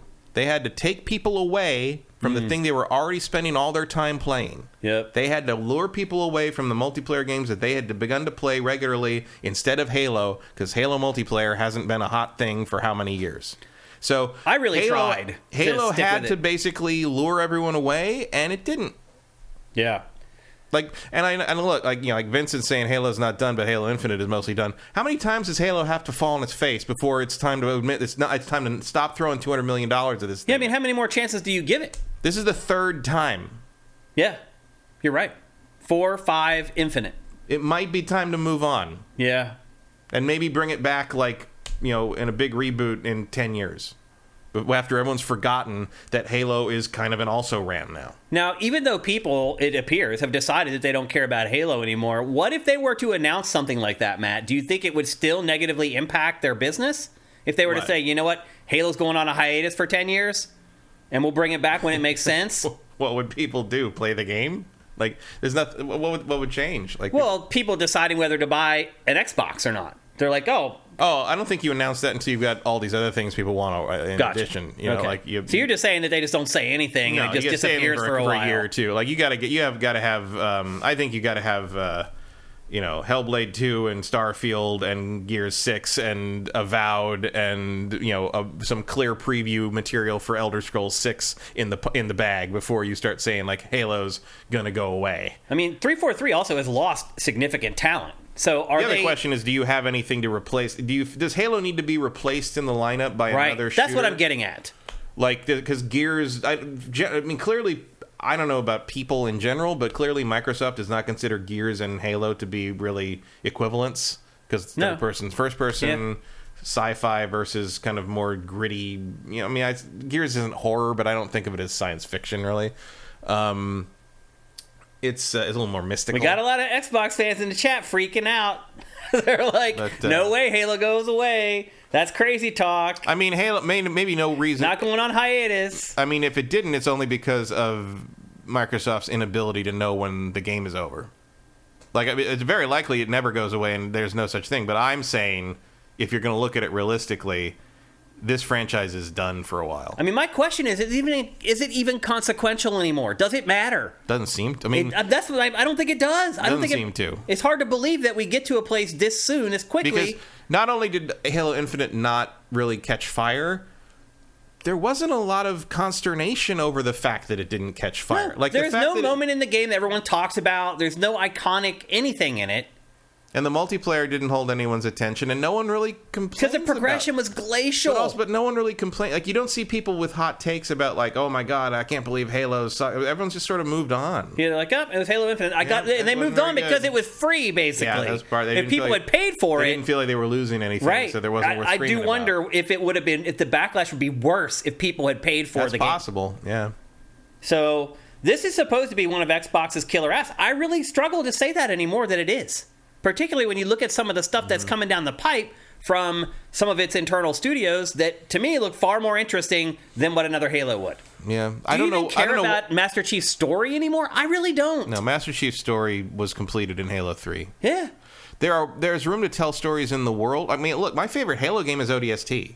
A lot of people say that. I think that was the most, because it was a little more interesting to play as that side of things after seeing the Master Chief side of things for so long. And I think kind of the boots on the ground aspect of the war with the Covenant was more interesting than the mystical nonsense that you got into. Yeah. And I mean, the the Halo 4 through 6, and that's what this is Halo 6. Let's be honest. They felt like you're just Master Chief goes in search of a plot. Like, there's nothing happening. Halo 5 especially was just a wow. Andy Team on it. He's on a roll today. He said it goes back in stasis like Master Chief. Yeah. You're funny today. Wake him man. when you need him, because apparently you don't need him right now. He's Erebus Jones says if you wanted a superhuman space marine in an opaque helmet to fill the void, they've got the other guy in their stable. They do, because now they have Doom. And you can make Doom do a lot more different things. I mean, Doom Eternal, you could not make that with Halo because Halo has to fit a certain mold. Doom, Doom. I mean, a lot more malleable. Yeah, I didn't like Doom Eternal as much as Doom 2016, but I understand why it works that way. And a lot of people did love it. It became a very high skill level game, especially in the speedrun community. And like, you can do that with Doom, but like, when you did that with Halo, you'd get like millions of people. If it was a hit, if you expect it to be a hit, all the Halo fans are gonna be like, "What the fuck is it?" Like, like you have more freedom there. I think Halo is in some ways is a victim of its own success because it has to feel like Halo. It has to be recognizable as Halo, but also everyone's played Halo to death, and no one wants to play Halo anymore. Like you're just sort of caught. It's a catch-22. Yeah, there's nothing you can do. Like, how do you make Master Chief feel fresh again? I don't know. But again, as I say this all the time, that's not our job. No, but apparently you take his helmet off and you have him fuck somebody. Like that was the solution for the show. You're right. But for the games, I don't know what I don't know. Yeah. So I also think they should stop leaning into the brute enemies so much. Yeah, I agree. Like, I think the worst thing that happened to Halo is that the Covenant War ended in 3. Yep. That was the hook. Yeah. It was a varied enemy force that did not need justification, and it really worked. And the brutes were just sort of this like other enemy type that showed up to be a big guy. Each skirmish a little more difficult. Yeah. And now it's just like I didn't need entire games based on them. Yeah, and now they're like the main enemy, and it's just like, I mean, even like Halo Reach, going back to play Reach and fighting elites again was great. Yeah. Like it's silly. Yeah. It just feels like generally Halo ain't all that anymore. And it's not going to move hardware. It's not like this feather in the cap anymore. It's not something that Microsoft and Xbox can count on to move the needle for them anymore. That's a huge shift in a relatively short period of time. I saw one person in chat, Shora F, he is an actual developer, and he brought up that 343 also has had a dodgy track record with treating its developers and its employees as well. He said he's not losing any sleep over the fact that 343 may lose Halo. And maybe that's what's needed. Maybe it does need to go to a different studio with a different perspective. The people that made Halo what it was back in the day do not work at 343. Yeah. And more left just recently. They all went to make most of them went to make Destiny. Some of them stayed behind, but I think a lot of those people have left too. The Kiki Wolfkill left. Wait, she did? She went to another division of Microsoft. Oh, I didn't see that. Yeah, I missed when that. Kiki Wolfkill leaves 343, you are in trouble. You guys probably don't know who she is, but what Matt just said, you should know who she is because she is the greatest name in the history of human beings. She really does. Kiki Wolfkill. Kiki Wolfkill. She's also awesome. She's behind the scenes generally on the Halo franchise, but Matt's right. I didn't hear that. She went over to another if she left the Halo Microsoft franchise, thing. That's a big effing deal. Because she was kind of the keeper of the canon, the keeper of the Halo Bible in a lot of ways. Her and Marty were like the two remaining old guard. She also worked on the TV show. She's also kind of like Miyamoto in that she handles all the cultural stuff around Halo as well to make sure they're not screwing it up. So that's a big, big deal. But it's not just Halo, Matt. There's another big franchise that you just kind of mentioned haphazardly a second ago that also things are starting to get a little funky. Kiki Wolfkill seems to have has reportedly left 343 Industries to work elsewhere in Microsoft. Maybe she's just going to do this TV show stuff full time now for all their properties or something. We'll see. There's another franchise that also we're starting to kind of wonder if it has the pull that it used to, and that is Gears of War. The Coalition... And now, it wasn't announced, but it leaked out this week that the Coalition had been working on 2 other games in addition to Gear 6. And both of those games were canceled. In fact, one of them was a smaller kind of indie-ish type thing, which we like to see from these bigger studios. When they get a chance to kind of just come up with a cool idea and execute on it, They were making a game along those lines. That was killed. Another bigger budget game was killed. And now, reportedly, they are all in on Gears 6, which I would argue is probably the right call if you're thinking about the bottom line and what's going to generate the revenue. I guess, but you're going to give it away on Game Pass anyway. Does generating revenue even matter anymore? I mean, that's kind of the crazy part about it. And this news comes from Jeff Grubb, by the way. I always want to make sure that we cite people who break stories. Jeff Grubb, who is still at Giant Bomb, by the way. He was not one of the layoffs, so he's still there, which is good to see because he's reported some great stuff. But yeah, he reported they had 2 other games in development that have now been killed to work on Gears 6. Now, I will say this, Matt. Gears 5, which we're seeing B-roll for right now, is incredible. It may be the best Gears of War game ever. I really, really loved it. I really thought it was great. I remained gripped to it all the way to the end. Gears 4, not so much. I'm done with this series too. 5 was definitely an improvement, but I don't really care what happens to anyone. And it's not even that so much as the gameplay isn't interesting to me anymore. The pop and cover thing, I really liked that originally, and I just. They struggle to come up with situations that make it into something else and something different or something fresh, and I don't find it generally compelling enough to keep playing. I maybe got halfway through Gears 5. I'll say this though: the Coalition are good developers because they make it feel like Gears in a way that the Halo games don't feel like Halo. Agreed. The other thing too is that Gears 5's code is clean as a whistle.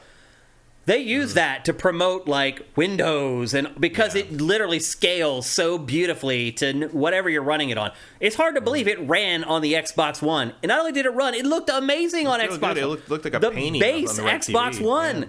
So the Coalition is a great studio. The question becomes, should they be working on Gears at all anymore? Because, Matt, I feel like a lot of people agree with you that Gears has also lost its ability to move the needle. And this is, again, you got to remember, Microsoft and Xbox floated by for 10 years on just Forza, Gears, Halo. Forza, Gears, Halo. I think we're running into part of this. I don't have any actual concrete evidence for this, but I think we're running into a situation where the people calling the shots, and this includes people our age, let's be honest, the people calling the shots are old enough that they don't understand how much time is passing. Yeah. And to me... Because that happens to me too, honestly. Trying to make Gears 6 happen here is going to be like trying to make a Crash Bandicoot game in 2006. It's over. Yeah. It was the previous decade. There's probably a place for it later, but not right now. And I don't see where Gears fits into the modern gaming zeitgeist. Is Gears 6 going to convince people to sign up for Game Pass? I really don't think it will. I do think they probably won't call it Gears 6. Yeah, probably call it Gears something subtitle else. Something. The number is getting high enough that you're just... You don't want people to realize it's the 6th one anymore. That's also why I'm kind of shocked that they haven't done that the Gears Trilogy Collection remaster thing with the Marcus games, because it feels like you'd want to have that all sort of there in a package deal for everybody to get their hands on, along with at higher fidelity than it is. Yeah. And it's not. It would be one thing if you'd sort of change the name so Gears 4, 5, and 6 could be their own trilogy, which they are clearly going to be their own trilogy, but because they are numbered 4, 5, and 6, people are going to feel like they don't know the story. They haven't played the first one. It can be a turnoff for sure. It feels weird jumping into 4 when you haven't played the first 3. Yeah. And I think their audience has grown, but I don't know. It just look at how much brown and gray is on the screen. That's always been Gears. I'm not saying it's bad. I just there's nothing. I look at this and I don't get excited in the way that I get excited for Space Marine 2. So actually, someone in chat just mentioned they're more excited for that than they are for Gears 6. Yeah, Swanlin said that he's more excited for Space Marine.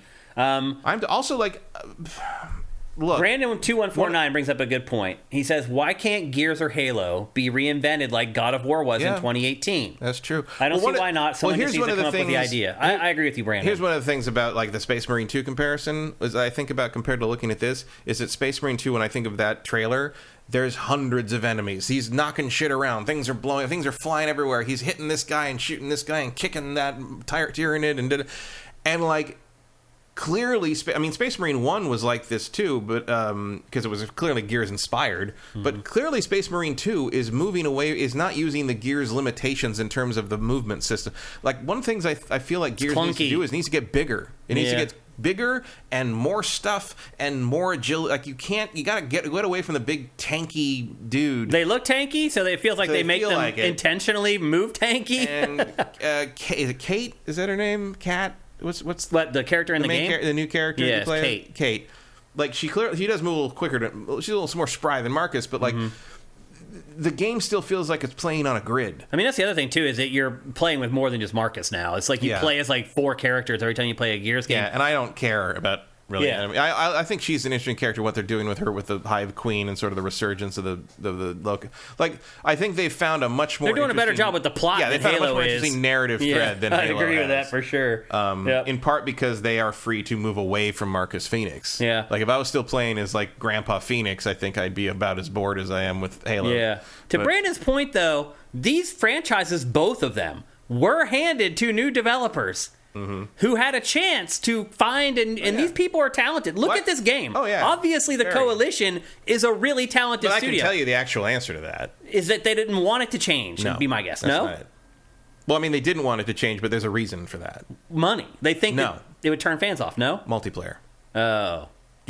God of War did not have multiplayer and did not have to worry about their multiplayer mode being turned into something different by reinventing it doesn't match the rest of the game.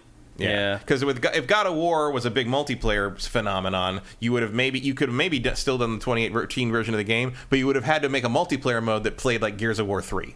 Yeah.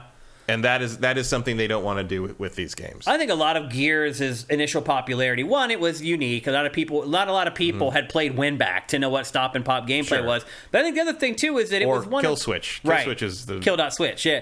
That the other part of it too is that like it was kind of the first game of that generation to show gore like that. Like, well, it was you played the game and it shocked you. Well, it was now they can't shock us anymore with that. It wasn't stuff. even that so much as it was the big debut of Unreal 3. Yeah, it was nothing else looked like Gears of War. Yeah. They were big and consequently, and every other Xbox 360 game looked like it. After before we knew that was going to happen, but everyone was big and chunky, and there was detail everywhere, and everything. Like the bump mapping was like stuff you'd never seen before, and you're like, how can you do that on a console? The shaders and hopping over stuff felt big and weighty, and everything felt like it was really there. Like that was the thing, is it felt like you were playing in a concrete existing place. Yeah, and that's just not unique anymore. Yeah, I feel like a lot of the things that were selling points for Gears when it first launched aren't going to be selling points anymore. Well, that's also because Gears was so influential that it kind of became it ended up kind of defining, like the influence, it ended up sort of being a defining game of that generation,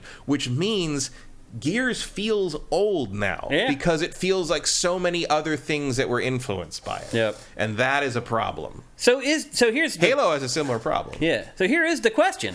So these are two huge pillars that have been for the last 15 years for Xbox and Microsoft. Are they not pillars anymore? And if they're not, what are they going to replace them with? Hope they replace them with Starfield and Fable and Hellblade 2 and all these other things, and Avowed and Outer Worlds 2 and all these other games they've picked up through their acquisitions. I think that's what they have to do. I mean, these games don't have to be gone. They could be part of it. They could be part of the landscape, but I don't think you can call them pillars right now. Do you still dedicate $200 million to developing them? I absolutely wouldn't do that for Halo. What about Gears? Either. I don't either, man. I don't think so. I don't think you're going to get an ROI, return on investment. I don't think it's going to happen. It's crazy to see these two huge franchises now struggling for relevance, but that's what's happening. Yeah, nothing lasts forever. Yeah, things go in and out of except GTA. They could keep remaking GTA until I'm 100 years old. 175 million copies. It's insane. It really is insane. Half the population of the country. It's crazy. That's because a lot of people bought it twice. Right, exactly what I was going to say. How many of those are double and triple dips? It's insane. Probably a lot. So anyway, look, there's a lot of good things happening at Xbox and Microsoft. There are a lot of new IP that's coming down the pike. All these new studios that they purchased, they're all working on stuff. But these are the two of the three pillars. They have been. I think if I'm Microsoft, I'm desperately hoping that one of these other new things hits. I think Starfield's going to be a hit. Yeah. And no matter what happens, you've got Elder Scrolls at the end of that road. You've got Elder Scrolls 6 once down every in 2027 or 2028 or wherever that is. You can just hang on for Elder Scrolls. You're golden. You're gold. Yeah. But in the meantime, we might have to suffer through another Halo game. These are two 800-pound gorillas that are going to leave a big void if they're not continued. So it'll be interesting to see. I think there's like 1,200-pound gorillas now. Yeah. And the 800-pound ones just aren't bringing them in anymore. Yep. It's pretty weird to see. Okay, let's move on. We're going to talk very briefly about kind of the same thing, except for PlayStation. Because recently in an interview, Naughty Dog's Neil Druckmann shared that he and the studio at Naughty Dog are not going to continue forward with its two biggest franchises, Uncharted and The Last of Us. And the interesting part, Matt, is that this is all coming on the heels. And in fact, the interview happened after the first couple episodes of the show on HBO had already aired, and people were already freaking out over it. Does it seem stupid to you? Well, here's the thing. I think we've known or could have guessed for a long time that they were done with Uncharted.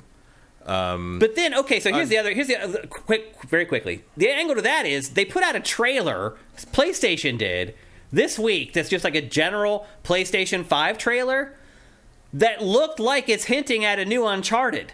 I think Uncharted will continue. It's just Naughty Dog's not going to make it. So they're just going to farm it out to Blue Point or somebody. If you want to call it farming out, Sony's going to just take that and do what they want to do with it. Yeah. I think Naughty Dog just doesn't want to work on that because, again, that's also not Neil's property. I do feel like Uncharted had run its course. Like I don't really care that much about getting another Uncharted for Naughty Dog. I wouldn't be against an Uncharted sort of soft reboot that stars their daughter as sort of in the future kind of thing. Like that could work. But yeah, Uncharted was done with 3, in my opinion. I didn't kind of agree with 4. Yeah. I'm fine. Whatever. The Last of Us, though, I feel like it's just getting going, man. Well, The Last of Us, I don't believe him. I don't either. I think they will make 3. I do too. Because there's the way 2 plays out and the end of 2 and the themes of 2.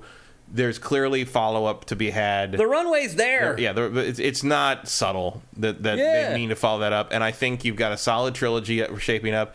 And you're gonna need an ending to the show. So this I think is what we've kind of I think they're managing expectations, especially after they admitted that they revealed Last of Us 2 too early. Yeah. So I think they're just saying we're not going to do another Last of Us. So please leave us alone. And then eventually they'll be like, "Oh, here it is." And it's coming out in 3 months. Coming out in like 6 months. Yeah, I agree with you. The show, Matt. By the way, they are still working on that other new that fantasy IP thing. Yeah, so I'm sure they have new IP coming. So I do believe that Uncharted is going to be given over to somebody else. But I do not believe for 1 second that Last of Us 3 is an ad. I don't either. I don't believe it either. The show, by the way, is like one of the first ever shows on HBO where the audience has built week after week. Yeah. Most shows that launch have their biggest audience week 1. Yeah, bigger and bigger. And then it gets smaller. Even bigger again this week. Yeah. Even after everyone told me that that everyone would abandon the show because gay. Oh, because of last week's episode. Yeah, I didn't think that at all. How weird.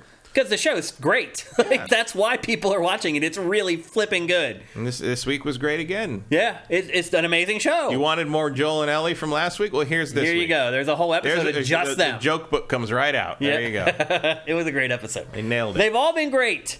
The next one's even sooner. So thank you, Super Bowl. I don't think that Neil Druckmann's like a liar. No. I think he believes they're not going to make another Last of Us. No, I do think he's a liar. Oh, you think he knows he's going to make part 3? Absolutely. Really? But he needs a story to. I think part of the problem here is in my guess would be he's got to write that game. Yeah. He needs a story worth telling. He needs to figure that out. And he has not had time to do anything like that because he has to executive produce the show and direct some episodes. Like, what this is, it's not damage control, but it's expectation management because they ain't going to be ready to talk about Last of Us 3 for a while. Yeah. Years, maybe. Yeah, years. I'd agree. So he wants it to be like... So he isn't lying in the sense that they aren't working on Last of Us 3. Right now. Yeah. But they will. Yeah.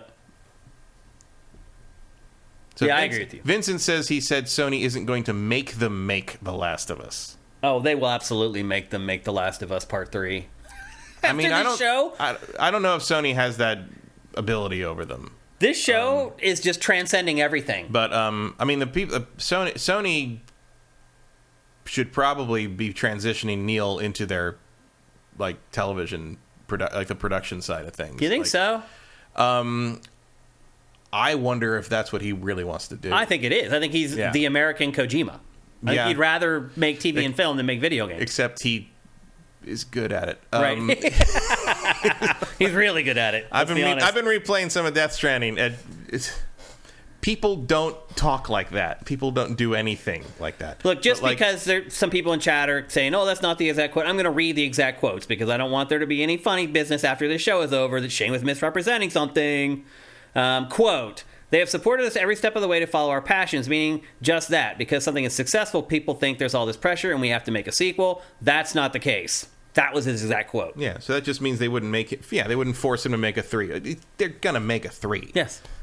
The show needs an ending, and I'm sure he wants the game to come out first. Well, the thing is, people are going to want to play another game because this show is just gigantic. They're also going to want to play another game because the second game leaves a bunch of stuff open. The second game there's more to tell. Clearly, there's more to tell. Yeah. This is not the end of Uncharted 3 where you feel like everything had kind of been tied up. Yeah. And like Uncharted 4 had to come in and be sort of like pry that open and introduce Poochie the older brother. It's like, yeah, there's a lot more to happen with Abby and Ellie. Like what? Yeah. Like, there's no doubt whatsoever. But I do think it's going to be a while. Let's go back to what we were talking about with Xbox, where, those two franchises, would, them kind of going away or going on a hiatus, would it affect the bottom line for Xbox? We decided it probably kind of doesn't affect it that much because they've lost a lot of their luster. These two properties have not. However, do you think Uncharted being developed by a different studio might change perceptions of the brand in some way? People don't even know, right? Of the what? average person won't even know that the new Uncharted isn't made by the same people. No, most people don't even know Uncharted and Last of Us are made by the same company. You're right. That's true. That's actually true. I don't know that this is an analog for what's going on over at Xbox with Gears and Halo. It sounds like this is going to be maybe a little bit better managed than it was over at Xbox. But I think the key here, and this has been true of most of Sony's stuff, if there's no good reason to tell more story with a particular IP, they are not going to do it. Yeah. I mean, even God of War lay dormant until Cory Barlog came up with the revamp for 2018.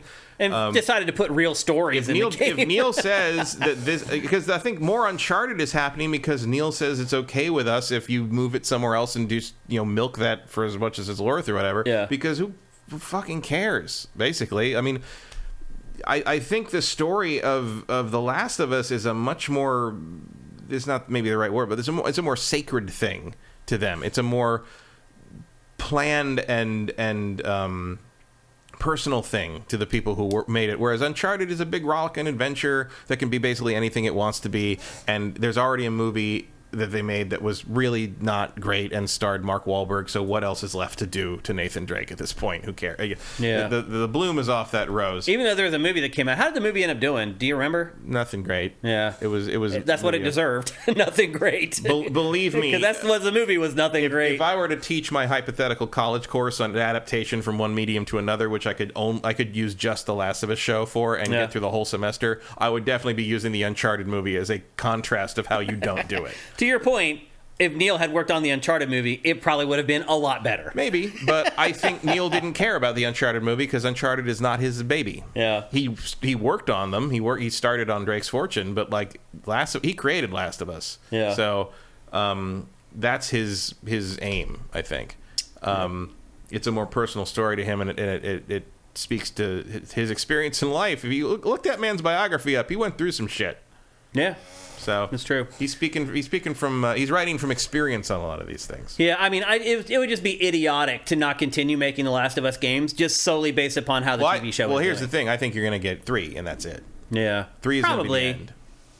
Trilogy. And I think the idea is this other new IP will then be able to continue through that. Like that's the idea. I think is to create new stuff alongside the as the other stuff dies. So as you can sunset Last of Us and then focus on this fantasy thing they're doing, and then create something new alongside them. They seem to be able to do 2 games at once.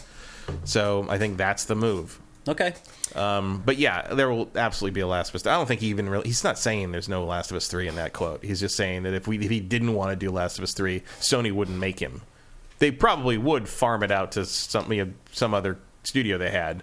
But well, he said definitively they're moving on from the Uncharted series. Yeah. Well, there's no wiggle room there at all. I mean, we've been waiting literally years for them to say that. Yeah, and they're not feeling pressured into making The Last of Us Part 3. Right.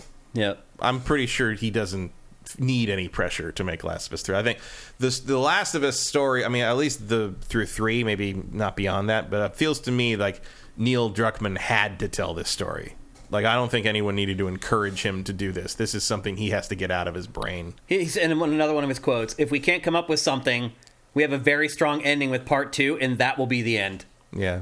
That's a good thing to tell yourself to take the pressure off you when you're looking at the blank piece of paper. That sentence is what made me nervous. I was like, ugh, I don't want to hear that. I think that's more of an example of, like, we're not going to do this if we don't have to me, that's not supposed to make you nervous. It's supposed to make you confident, because he's saying, like, if we make it in that Last of Us 3, it's going to be because I came up with a story that I think is worthy of the previous 2. Yeah. Which is a big statement and an intimidating thing to probably have to sit down and write yourself.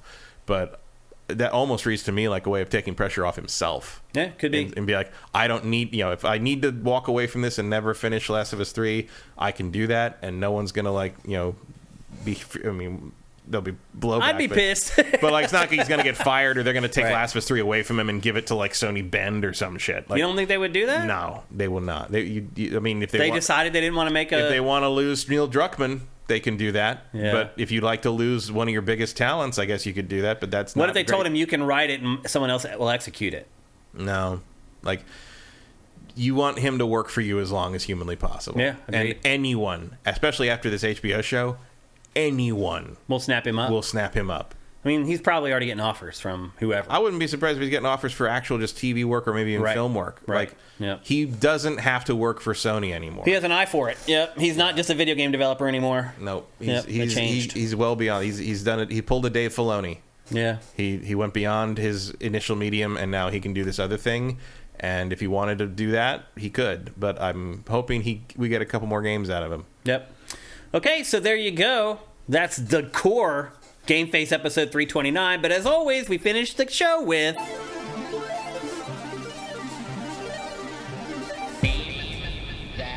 All right, people, it is time for Name That Game, where I show you guys 5 screenshots of a video game, and you try to guess the name of the game.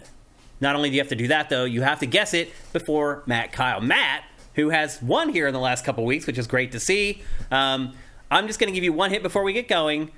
This is not a new or recent game.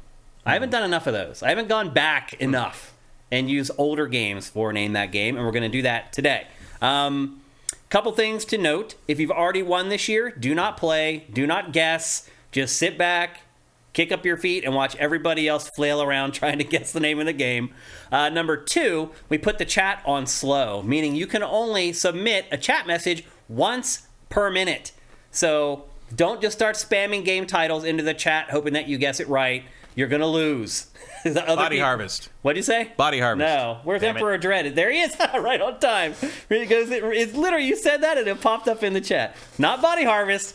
This could have been your day, though, Emperor Dread, because I did go back into the archives a little bit for this one, but it's trouble not. Is saying a game is older, because older can mean so many things now. Particularly when I say it, because I've been playing games since the 70s. So it could go way back. It's not a game. I've been here since 79. Don't. Yeah. Here's asteroids. Here's a hint. It's not from the 70s. So anyway, I show you a series of screenshots. You try to guess the name of the game. Chat's in slow mode. Don't just spam the chat. You need to really make educated guesses on this, because I guarantee you will lose, because the people in the chat are good at this. Like last week, they guessed it on the first screenshot. So mind your P's and Q's. First guess. First guess. Yep. Make your guesses count. And Don't with mess that, with those Monster Hunter World devotees. Yep. And with that, it's time for Name That Game. And here comes the first image. And if anybody gets it from that, I may give you 2 games. Wow. I told you I was going back and picking old games. Space Invaders, no. Kind of looks like Mega Man Legends. Legacy of Kain Soul Reaver, no. Super Mario 64, no. Minecraft, no. That's a good guess. Yeah, it's that voxel pixelated look. Yep. 50 Cent, nope. Pokemon Stadium, no. Minecraft, no. Star Ape Fox, Escape. Not Ape Escape. Good guess, though. Star Fox, no. Final Fantasy 7, no. Jumping Flash, no. Quest 64, no. A lot of Mario 64s. Nope. Mega Man Legends, no. Banjo-Kazooie, no. Someone else guessed Ape Escape, but no. Mario Golf, no. Kirby 64, no. Bubsy 3D, no. Croc, no. Wild Arms, no. Any more guesses before we go on to image 2? Donkey Kong 64, no. From Classy Mr. Barto, his first time he's chatted on GameFace. Welcome to the crew, Classy Mr. Barto. Yeah, that looks like PS1 to me. GoldenEye, no. No, this isn't greasy enough to be an N64 game. I don't think. There's not enough Vaseline smeared over it. Elden Ring, no. Sonic 1, no. Smash Brothers Melee, no. Tomb Raider, no.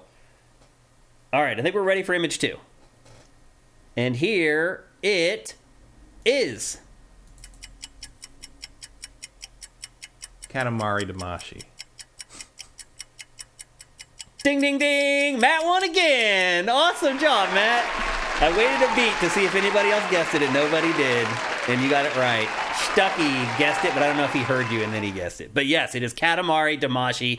And I now realize, actually, you still did really good to guess that. But I do realize that was a horrible second screenshot now. It gave away way too much. Yeah, I mean, only because I remember that's part of the game. Oh, yeah. Like, I visually recognize that location. I should not have shown as much If you don't know the game, then I don't think you'd guess that. Maybe not.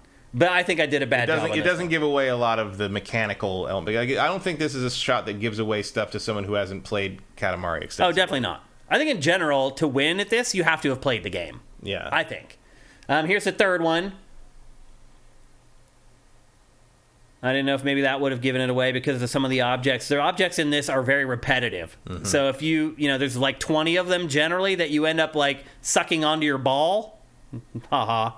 And so if you know some of the items that were typical of this game, that would have given it away. Here's the fourth image. There you can actually see the top of the ball of junk. Mm-hmm. And that might have given it away. And then the fences are iconic. Yeah, they are. Yep. That's another object that always got wrapped up. And then here's the last image. If you wouldn't have got it on this, I don't know what to tell you. Yeah. King of all cosmos, rainbow vomit. Puke in the rainbow. Yep. So again, to this day, I cannot believe that one of the cutscenes is like the kids talking, and one of them goes like the king of all cosmos rolled it all up, and then he destroyed the thing he just made. Rich people sure are different. Yeah. And I'm like, how is the rich people sure are different thing not a meme? Like, how did that not catch fire? That's pretty great. So Matt, you've won now twice in the last 3 weeks. Yeah, you're on a run. That's amazing. Not bad. Yeah, it's great. You hadn't won for quite a while towards the end of the year there. Our users were on quite a run, winning week in and week out, and now you've kind of turned the tables a little bit, which is awesome. Let's see. Somebody just gave us some Tier 1 subs. JM Rain, thank you, man, for gifting more Tier 1 subs. You do this almost every week without fail. Thank you so much, man, for helping out the people in our chat.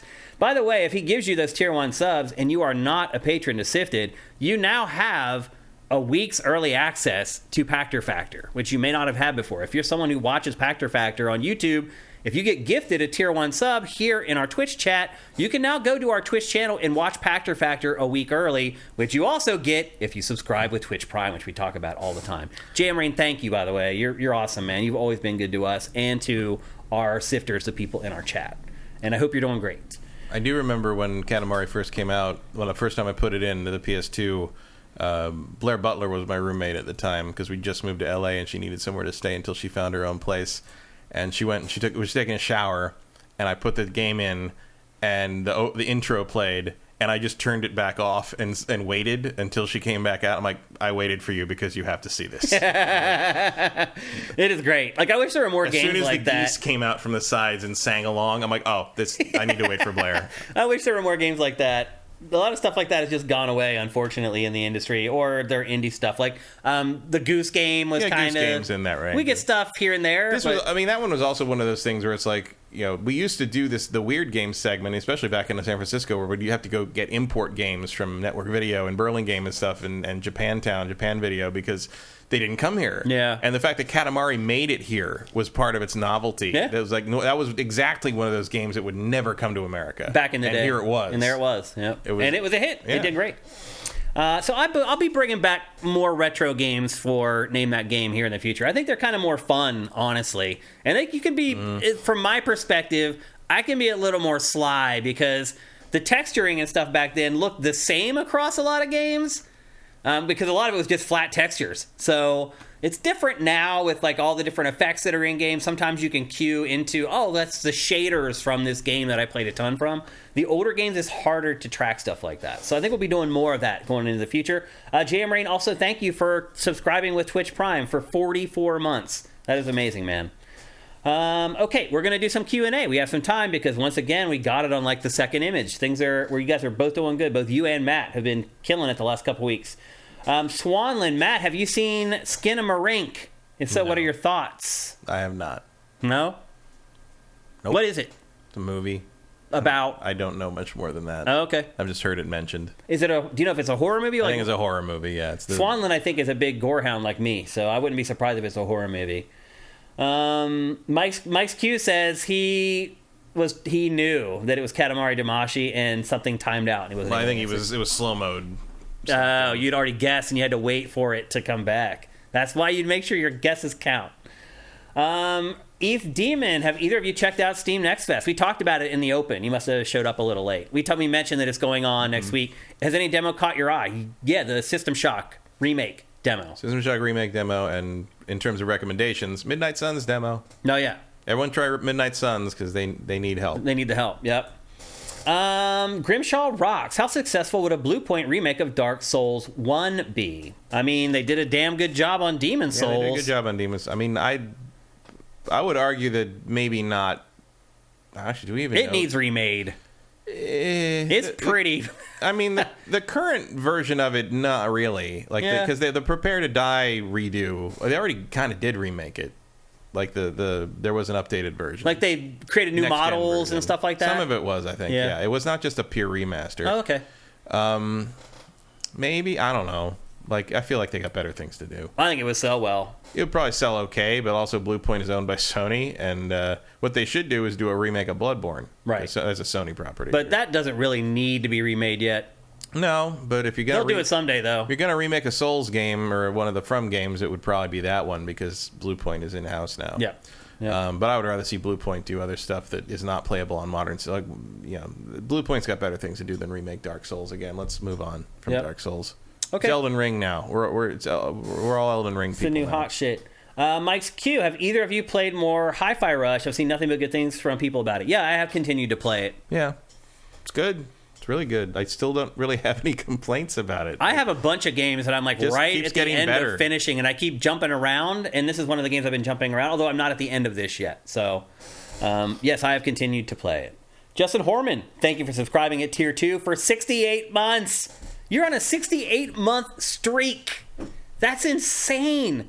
Like, I think you are the longest streak. I even have missed, like, giving us my Twitch Prime, because I'm also an Amazon Prime member, and I can give us a free $250 every month like everybody else, and I even don't have a 68-month streak. Yeah, so there's definitely people in that range of months total, but I don't know. Not a streak, man. Thank you, Justin. That is so awesome, man. And I'm guessing what he's done is he's set an alert in his phone to go and do it every month. And that's what a lot of people do, have the long streaks. And if you notice, in Pactor Factor, when it runs along the bottom, the thing that we run are your streaks. Who has the longest streak? I don't know if anyone will ever catch Justin Horman. That's just amazing. Thank you, man.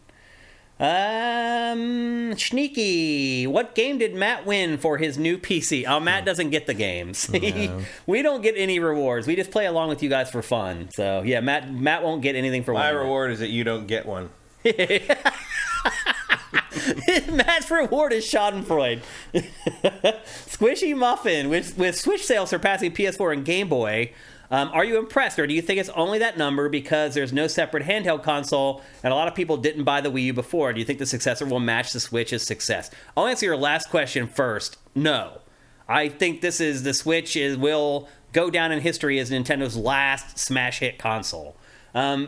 I think Switch sales are doing well. I don't think it has anything to do with it being the only handheld. I think it's a great platform. They're consistently releasing great games for it, and it has not let up 1 minute. I think it has more to do with it has a lower price than the other consoles, and it's the thing you can buy more than one of and give to the kids, and they all have their own. I think you're seeing a lot of multi-Switch households. I'd agree. I think that's part of it. I think it's also like the anti-Nintendo platform, because every Nintendo console, going back to the N64, has been like this very sporadic first-party output. Like the N64, towards the end, you get like one exclusive every like 4 to 6 months. Like now, every month, there's something big that's exclusive to Switch that comes out. Like they've just... And that does tie into the fact that there aren't two separate platforms anymore. So maybe in that way, the handheld thing does matter, because they're not making games for a handheld and games for a console at the same time anymore. All their pipeline, their development pipeline, is unified towards one platform. That Fire Emblem would have been a DS game. Yep. Like, for sure. In the past. Yeah. But not anymore. Now it's a Switch game. So I think that's made a big difference as well. And also Nintendo has just continued to make great games. That's what it does best. And so it's just... I think it's Nintendo's ideas finally coming to fruition, because they're not trying to support two platforms at once, honestly. So yeah, there's a lot of reasons the Switch has been a success, though, but I think those are the primary reasons. Minority Games, what are your last thoughts on Forspoken? I personally enjoyed it. That what I just mentioned, I have like 3 or 4 games I'm like right at the end of. That's another one of them. I've also continued to play that. So I really liked it. I'm still really liking it. I'm still really enjoying it. And last note I would say is that I've continued to be surprised that I keep finding new stuff to do in the open world. The variety in the side missions and all the stuff you just kind of stumble upon, it just feels like every time I think I've seen it all, I'll stumble onto some new like mission type or whatever. So I think they did a great job with that stuff. I would still argue that the magic system still feels clunky at times, though. Yeah, I went back to it a couple days ago, and I was astounded by how hard it was to remember how everything worked. Yeah, because it's so different from other stuff. Yep. And, I'm spoiled on frame rates now from like a week with that computer. Oh, and I like bet. Forspoken runs at like a 30-ish thing, and I'm like, oh my god, it's barely moving. Like I went from Spider-Man at like 120 frames a second to this thing, and it's like, oh, that's rough. Yeah, it's rough. I'd like to get more into it, but it's so blah to look at. Like, I wish there was more color. Yeah, the open world there's not a lot of variety. No. Yep. I wish it had kind of like an Okami thing, where when you kind of cleared an area narratively or even it brought it back to life. Yeah, it kind of came back to life and became like a more of a standard fantasy world sort of thing. Yep, I can see that. Okay, we'll take one more because we got to go. We're already way over time. Zet Saber Juno, what's up, bro? Are there any genres you are sick of playing? Mine is FPSs, since I played too much of it during my childhood and I no longer find them interesting. Well, I think if you talk to a lot of people about our discussions last week, people would say that I'm sick of playing survival horror games. But I'm not. I'm really jacked up for Resident Evil 4. There are certain genres that haven't evolved as much as I would like, and I am a little bit tired of playing those. What about you, Matt? First-person shooters are you gotta be real special for me to care about you as a first-person shooter these days. And I think horror games in general, I've never cared about horror games that much. I'm interested. Resident Evil 4, one of the reasons I like it so much is it's not really a survival horror game. It's just an action game. It is, yeah. That was kind of them stepping away from a lot of those tropes. Which I think was a benefit, for sure. That benefited not just Resident Evil. Yeah. Everybody. But in terms of that, I'm tired of the run away from a thing, Outlast style horror game. I'm tired of the pixel art platformer indie game. I'm tired of the very sad people in a desolate landscape indie game, which is all of them. I'm not tired of it, but I'm getting very picky about my Telltale style games. Like narrative adventure. The narrative. I guess narrative adventure would be what you call. Like you got to get up a little. There's enough of them now that I'm a little more picky now. What I play. There was a time when I just play all of them because there weren't enough. Like choose your own path. What I decide changes the outcome. Yeah. Now they're all that way. Yeah. Now that's just the way you make an adventure game. It used to be an exception. Now it's just accepted. Yeah. Now it's just the way it's everywhere. supposed to be. Yep. Okay. So yeah, I think that would be that. There's more than you might think, I guess. Yeah. But, Man, we've been playing games for a long time, Matt, since the 70s. Like, it's amazing that we still have the passion that we do for games. A lot of people don't. A lot of people fall off, disappear. You have to be passionate or you can't do this. Otherwise, how do you rationalize spending 50 or 60 hours a week playing games while you're also doing a job? Like, you can't. And you have to have the fire. And both of us have never lost it. So, very fortunate that we're just this way. It's nothing that I've done that's made me this way. Well, there are days. I always think of when you're playing like mediocre games, it can be tough. I always think of it was pretty soon after the lockdown ended, after the when we had our vaccines and everything was you can go out again, and we went to Disneyland, and at one point they were still doing the outdoor lines, and so the outdoor line for Space Mountain was snaking around Tomorrowland, and there was one of the cast members had like a big sign that said the line ends here, and the line was kind of growing faster than he could like move the sign to the end of the line to show where people are. And I guess some supervisor comes by and goes, you got to get out there, you got to get the sign. That's what tells people where the line is. You're the beacon. And like and he goes off, and the guy takes the sign, goes and walks like past us to the back of the line, and goes, not today. That's great. And I'm like, I don't think we're the only ones who heard him, but I'm just like, oh, that is one of the greatest. Yes. Awesome. Yes. Like, and I was like, I want to give that guy like some kind of prop or some kind of tip or like you can give like compliments, but there's no way I could think of to give that compliment in like their feedback system and not make it sound like he was doing the opposite of what a Disneyland employee is supposed to do. Like, there's no way to do it without getting him in trouble. Right, yeah. But like, it was, to this day, I think about that. Like, you're the beacon.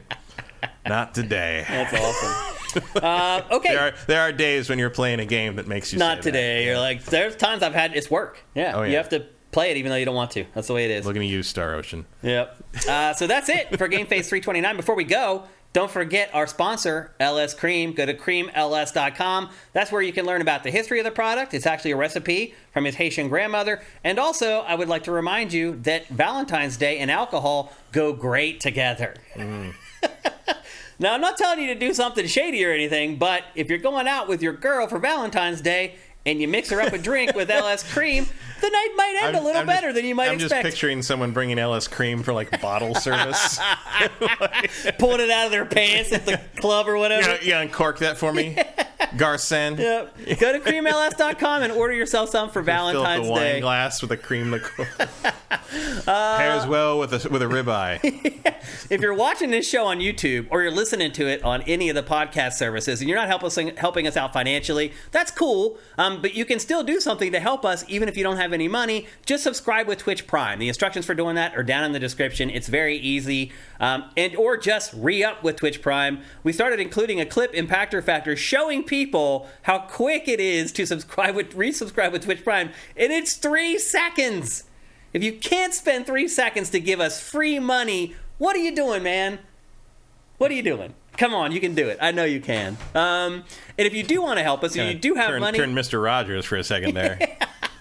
You can do it. I knew you could. You can do it. If you do have some money and you want to help us, head to patreon.com/sifted. That's SIFTD without the E. And you can pledge whatever you want per month. You can give us $1, you can give us $100, whatever. There's different tiers there and different rewards for the tiers. It's all that kind of fun stuff that Patreon is all about. But that is what really helps us, is if we can rely on that revenue coming every month, whereas Twitch Prime is erratic. In fact, it's been erratic in a bad way for the last 5 months. Our numbers are so down. That's why I started putting the clip in Impactor Factor, because people would stop resubscribing. I'm like, bro, it's so easy. Come on, help us out. So anyway, head to patreon.com/sifted if you really want to help us, but you can also do it with Twitch Prime. And again, that's down in the description. So Matt, another great episode of GameFace. Thank you. Luna, who is now passed out because apparently to her, we're boring AF. Thank you for being our co-host. We'll see you guys next Tuesday. GameFace is up and out.